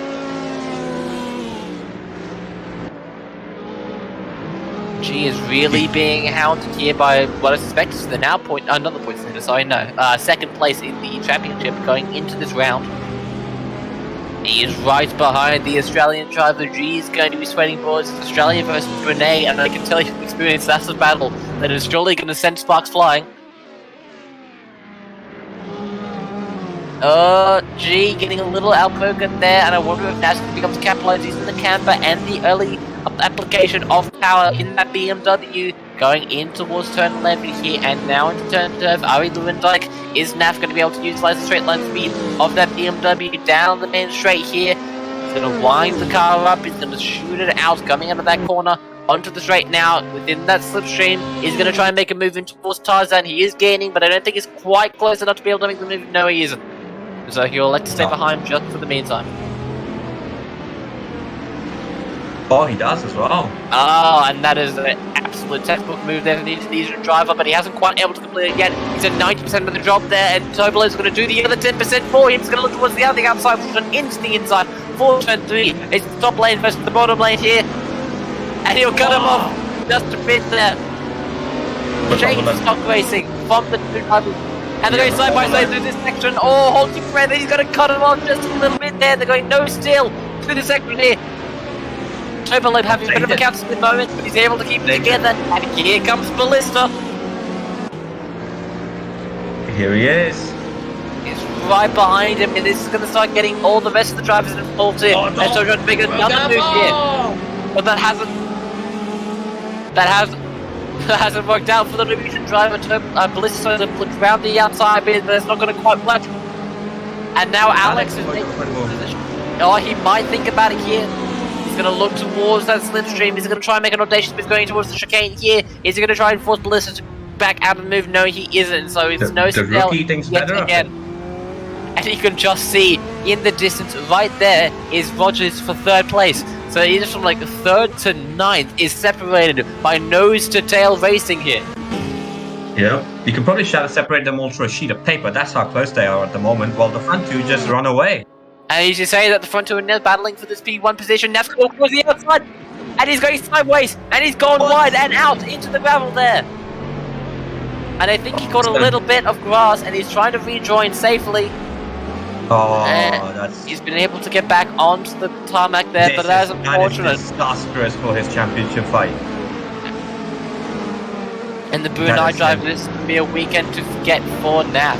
From the highs of the race victory at Berthurst to the absolute lows of just barely scoring points this season, this race. Sorry. Yep, Rogers in second place, so he's trying to match his personal PB. Top on the grass. Tapes on the grass, and he's rejoined just in front of Naf there. Naf able to take a predatory action, so he'll take that P9 away from the Norwegian driver. Didn't quite see what happened to Topolov. Unfortunately, I wonder if it's going to go to the Stewards rim after this race. But this battle for P3, now P2, sorry, is getting ever spicier. As Sas's going to try and make a move on the Swiss driver, but that's not going to work, as Scooby-Doo's going to try and get the cutback on the Japanese driver that goes side into the chicane. Who is going to be the last lane break? Is this the BMW Z4 or the BMW M3? It looks like it's the Z4, at least in the meantime. But Scoob is looking right on the back of the Freeway Sato. He's sending Morse code to the Japanese driver there. He really is. Oh, and he's giving a little bit of a tap there. Oh. Maybe a little bit of a bump and run from the Indonesian driver that's not going to benefit quite well. He's going to lose straight line speed here, and Ballista is going to go try and look round the outside, and it's side by side going down the main straight here in towards lap 6 here. Ballista just is in front of Scooby. He's going to look towards right down side of Tarzan. He's going to have to take a water sort of action from his country compatriot, but it seems there's not quite able to actually make the moves tick there. And now Scoob and Ballista are going to go side by side. Ballista side able to whip. Alex trying to make the move here on Ballista as well. He's mimicked the wrist win here. Now he's going to try and make that move as well. But Ballista able to streak away a little bit here from the Indonesian driver just temporarily. But the Indonesian right on the coattails of the Japanese driver, right on the coattails of Ballista, is going to try and look every which way. He's got two Japanese drivers right in front of him, two Z4s blocking his view to first place. But it seems as though the Italian driver is starting to drop off a little bit as well. Ooh, sideways! Just a moment there. Scoob able to collect it, but that's going to leave him vulnerable here for Alex. The Italian driver going to try and make some sort of move, maybe around the outside. This will turn towards the inside here, and he's tapping on the rear end of that M3. He's going to look towards the inside, maybe at least for the moment, in towards the chicane here. On board with Scoob, now on board with Alex. Is Alex going to try and make the move in towards the chicane? No, he doesn't. He thinks better of it. He's just going to stay in position for the meantime. But this battle is now becoming a battle for P2 as the Rogers train is starting to form. We've got Rogers, Sato, Ballista, Scoob, Alex, and I believe Raph as well. Nose to tail through Ari Lewandijk onto the main straight now. And it is anyone's game for these podium positions.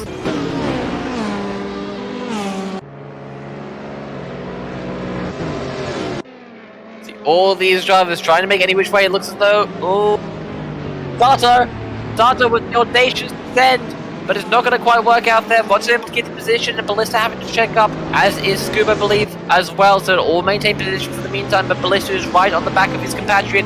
And Ballista's going to look towards the inside.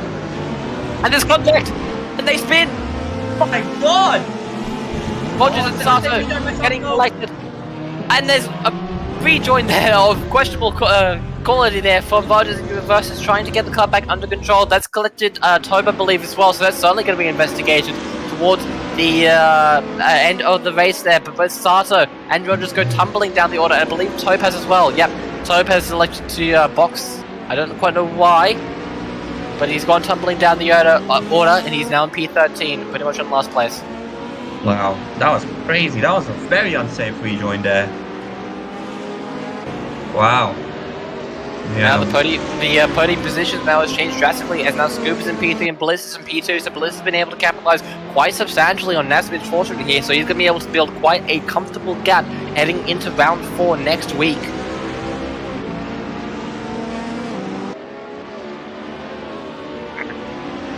Yep, absolutely. These two drivers have plenty of experience battling with each other.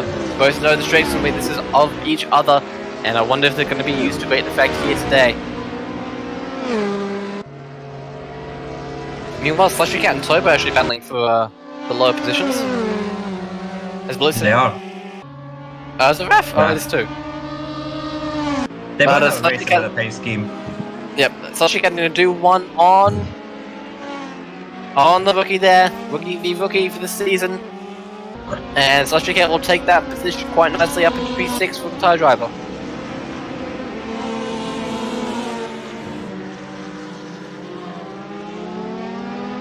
Yeah. I'm just trying to understand what's happened there, because that seemed... So it seemed as though Sato, the car on the inside, I think it was Sato who went for the move, just understeered because of the camber of the corner, and I warned them pre-race that if they're on the inside, that's what's potentially going to happen. And it seems as though they both have spun out because of Sato understeering into Rogers, and then Rogers and Sato seem to both have a very unsafe rejoin towards the racing line. I know Zandvoort isn't the widest track on the world, but it seemed like they were not intent with holding position where they were. Naf did a much better job at doing, like Naf spun out from the lead of the race on lap 2 or something, and he did a much better job at doing a rejoin.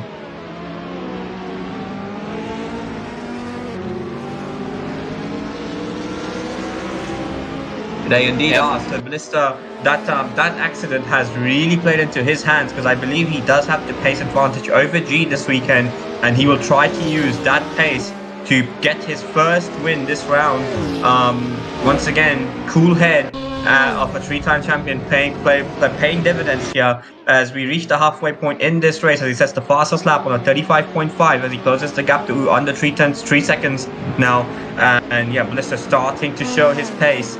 And he's got 8 laps to make an impact for a potential race win here. Ballista, we know he has quite considerable pace, not in just this car, but in any car. And this is a situation he is all too familiar with, trying to battle from the back, trying to eke out that base pace, reduce that gap as much as possible, and maybe make a move towards the dying laps of the race. But we only have 7 laps left to go in this race, already lap 9 of 16, and if G can just hold out for a little longer, try to keep the racing line as clean as possible, try to reduce the mistakes, he may be able to sneak out a victory here today. But it's all really down to Ballista. What pace does he have? What pace does the Japanese driver have? And what can he bring to this line? At the moment, he seems to have gained about half a second within the first 2 sectors. Yep, he is About 4 certainly tenths, a I'd say. Yeah.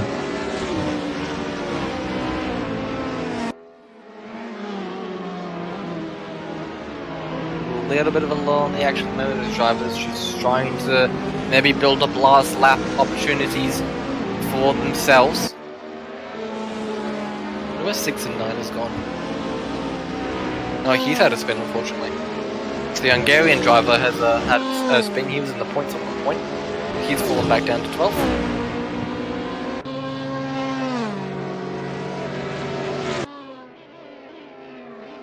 Yep. But as we saw in the last phase, catching is one thing, overtaking here is quite another. There's a big puff of smoke comes out of the back of that M3 there. Scoob really trying to push that car to its absolute limits. As, that was a spin from 6 and 9, so the Hungarian driver having a bit of a tour affair today. Not quite the debut that you wanted to see from him. Hopefully next week he's going to be able to show his true caliber of pace. But the gap now down to 2 seconds. You can see Scoob in the background. He is somewhat keeping.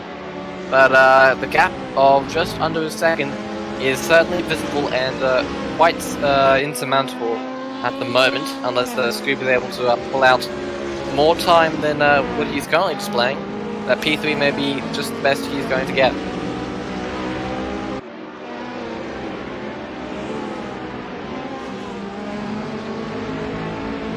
Yep, it is utterly incredible. It is always a joy to be able to push Ballista. It is always a joy to be able to put Ballista's pace on display here, and you can just see now the gap down to 1.5 seconds as we go through the chicane here for 10th on this race. It's been a vintage. Just been a vintage drive from him, hasn't it? Just from the back of the pack, keeping his nose clean, letting everybody else in front of him make mistakes and open the path for him, and then he's going to exploit his pace and get a potential race win here. Just another vintage drive from him in this race. Indeed, Yep. yeah, so he's really starting to make an impact now. That last lap, G set a 136.845, Bliss is at 136.10. Wow, that is crazy. But we do know G is... Remember guys, Catching is one thing. Passing is a whole different ball game, especially a track like this. And G will pull out, and G is going to be around 5 laps to go, I'd like to say, when or less than 5 laps to go. By the time Ballista catches G will pull out every single trick in the book to keep him behind to win this race. And to be honest, all that defensive driving could bring in the rest of the contenders. It has to be said, Naf has actually been able to do quite the recovery drive. Made his way back to P5. He's had a slushy. How's he done that? And he's just behind Alex. Yep, he's done very well for himself. Oh, it's Alex. No! Well, that was Sign's fault. He'll maintain P5. I don't think he'll lose sleep over it. He's already got a race win today. Garlic doing very well to put the blame onto me here. But he will hold position. So Alex and Slushy potentially maybe battling once again, but this time it will be for a top 5 spot, not a race win. Because at the moment it seems like the race win is between the 2 veterans here at Artito Racing. Yep, absolutely. DRS, oh wait.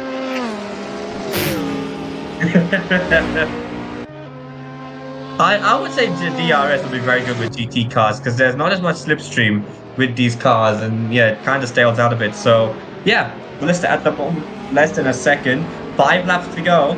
Tell you what, wouldn't count on Scooby for a win here as well if something goes a bit south.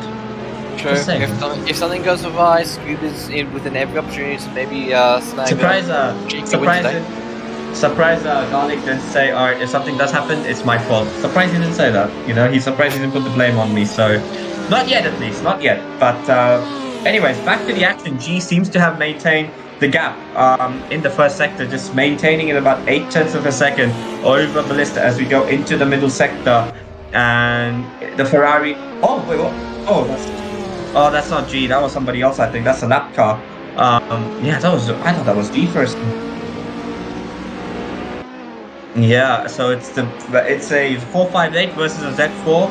458 looking to sweep the weekend. Yeah, Ballista looking to pull back something for the BMWs and GT3s this weekend. It's definitely been a weekend of the Ferraris. And G's trying to cap it off in style for the Italian team. But Ballista's got every intention of not making that happen. Let's not forget, he is an ex-Ferrari driver, now driving the Z4. And he's looking to win championship in both cars. And right now, he is that gap has seemed to stabilize at 0.8 of a second this past lap, hasn't it? Like I said, catching is one thing, passing it as another, especially a track like Zandvoort. But he does, yeah. I don't know what happened there. G must have had a bit of a moment. He's going to be under 0.3 of a second going into turn 1. G going that tight defensive line. No, he won't. I think G will cut the door, but he should have the switch back. No, he can't. G survives that one. And he's going to have to try and survive a lot more. Is he flat? I think he's flashing his lights, trying to get in his head. That's the first time I've seen Ballista potentially flashing his lights. He can smell blood. He can smell a race win from the Australian. G so far, though, just managing that pressure. And let's not forget, these two have had some incredible battles for the win in the past in reverse grid races. If there is one man who knows how to defend against Ballista, it is G. Absolutely, and G. Yep. He indeed is, and he often finds himself in these positions in reverse grid races. He has, I don't believe he scored a race 1 win, but he has scored multiple race 2 wins. He knows how to get the job done here, and he is potentially 3 laps away from getting a job done here once again this afternoon. But it's anybody's guess once again, and once again, just like race 1, it may come down to the last lap. As G once again. Oh, G went for a tight defensive line there, and that's going to compromise his exit through the stadium section. Ballista now will try and set out a move into turn 1. He should have the straight line speed advantage, and look who all is battling. Look who's coming into the picture in the M3.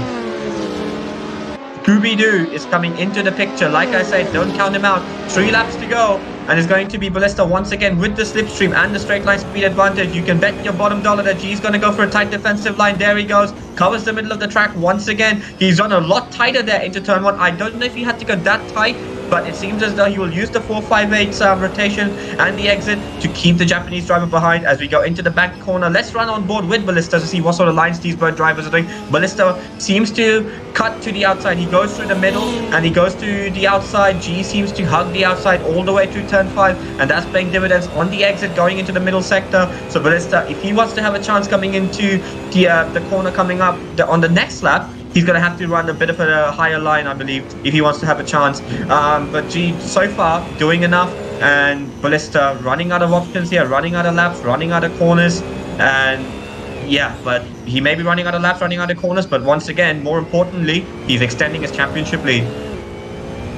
Absolutely, but you can see the gap just in the top left corner there between Scoop and Ballista still being maintained at 1 second. So G and Ballista seem to be able to have the pace on the goes and say that though, it's dropped down to 0.7 of a second. So the gap is hard to stabilize a little bit here between the Japanese and the Indonesian driver. But if G is able to continue his defensive driving to the effectiveness that he has beforehand, Scoop could be battling for this P2, maybe even a victory yet. Guys, I just noticed something. We've got 3 different cars in the top 3 for the win in this race. Yep. Incredible. As G seems to have gone a bit wide there, that might open the door for Ballista. You can bet your bottom dollar once again that G will go run a tight defensive line into turn 1. Ballista's gaining. Is he going to go for the move in?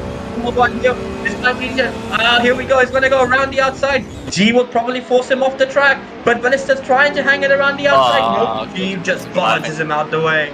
Yep, you would have bet that was going to happen. Ballista now looking for a move down the inside into turn number 3. Not happening. Correction, turn number 4. Oh, G seems to have a bit of a... Yeah, G had a bit of a moment there. Ballista will have the exit, like I said. He adjusted his line, and now he's going for a move into the one liner, but... Oh, the Z4. Oh, Ballista's on the brakes there. Yep, you can see him on the telemetry just touching the brake. And Scooby's closed in. There'll be 1 lap of racing to go at the end of this lap. And once again, just like the previous race, I don't know who's winning this race. It's anybody's bet. Another grandstand finish here at Zandvoort. It always seems to deliver here as G gets a little bit squirrely going through turn 8. Turn 7 into turn 8 here. He doesn't quite have the apex that he wanted. And Ballista's going to look towards the inside here on the Australian driver. He might. For the race victory. And there's contact, momentary contact between the 2 drivers. And Scooby's in this as well. My God. All drivers trading pit screens. And all of a sudden, Nap is closing into this fight as well. You can just see in the background there, the Grenade driver getting a little bit bigger. He's had a bit of a moment there. Yep, it's going to be going close. It's going to be, once again, it's going to be very close going into turn number 1. G will run that tight defensive line. Ballista will set it up nicely to get a nice exit on the 458. The Australian driver against the Japanese driver. It is G against Ballista. It's BMW versus Ferrari. As we go into the last lap, the straight line speed of Ballista coming along nicely. G runs that tight defensive line. He has led he's already got him. Race, but he's potentially losing the win on the last lap. G absolutely sent it. And he's made he went for an all or nothing move, and it hasn't worked out. He's led the entire race, but on the last lap, he has to concede defeat. And once again, Ballista has found his way around into the win. It's not over yet. Scooby can smell blood. Scooby can also see a win. It's BMW bragging rights here. Will it be the Z4? Will it be the M3? Scooby will try to find a way past the Japanese driver. And once again, guys, just like season 1, it's Ballista and Scooby for the race win.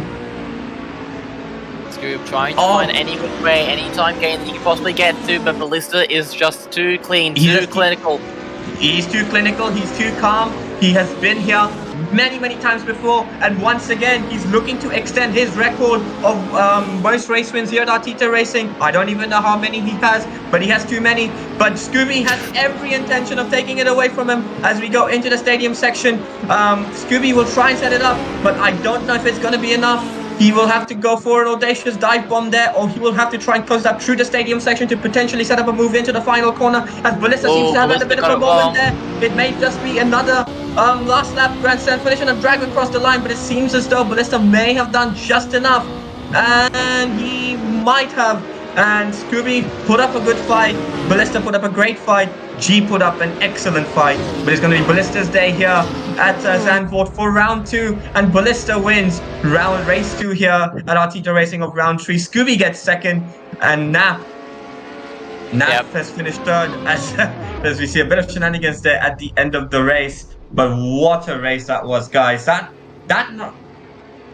has to be some of the best racing I've seen. I won't say the best, but that has to be some of the best racing I've seen at Artito Racing. I have Slushy Cat never comes been. across the line of P6. I have never been that excited in the commentary booth in the last few laps as I was. That was Back in crazy. P7 on debut. Sato coming across the line in 8th place with Tobolo just chasing right behind him. Norwegian driver trying to gain as much as possible. He may see him dart up the outside. Coming across the line, there he is. As he's hit the fastest lap towards the dying moments of the race there. And Josh Mitchell just about will be able to snag points, I believe. He's currently sitting in P10. He's just going around the second to last corner in a Mitchell is gonna get points! beaten and bruised Ferrari. Oh my god, and out of the line, here comes the Australian, the youngest driver at Artito Racing, and Josh Mitchell scores 2 points! Or 1. Ah, it's 10th, okay. He got 1 point, not bad. Not bad.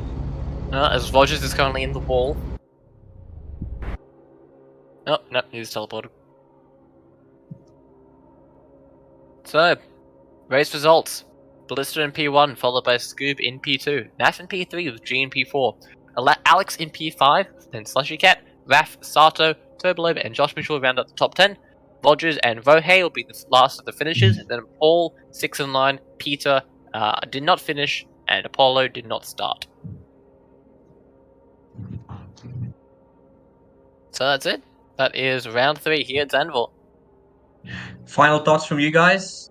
I think that was probably the most fun I've ever had in the commentary booth. That was some incredible racing. Thanks once again to Kindred Garlic and Kenjay. And let's not forget, us in the commentary booth, we're going to be repressing Artito Racing later tonight in the Daytona 2 hours. So definitely do wish us the best of luck. And hopefully Kindred Garlic and Kenjay can bring home the dub. Fingers crossed. Absolutely. So having said that, we have work to do before the Daytona race. But once again, thanks to everyone who had tuned in for the race or will end up watching the race at some point. Tune in again next weekend where we go to Phillip Island, where it's once again a Australian track. I wonder if we will see a guest appearance once again from Kindred Garlic or potentially Erosion. Kenjake is meant to go back to Manila this week. So we may have to figure out what we are going to do in terms of broadcast, but we'll try our absolute best to make it come out. But once again, thanks to both of you for an incredible race, incredible round rather, and incredible 2 races. Thank you so much. And until next weekend, guys, peace out. We'll see you next week. Take care. I've been Kindred Garlic. And I've been Flying Sane. Thanks for Thank joining. you very much for watching.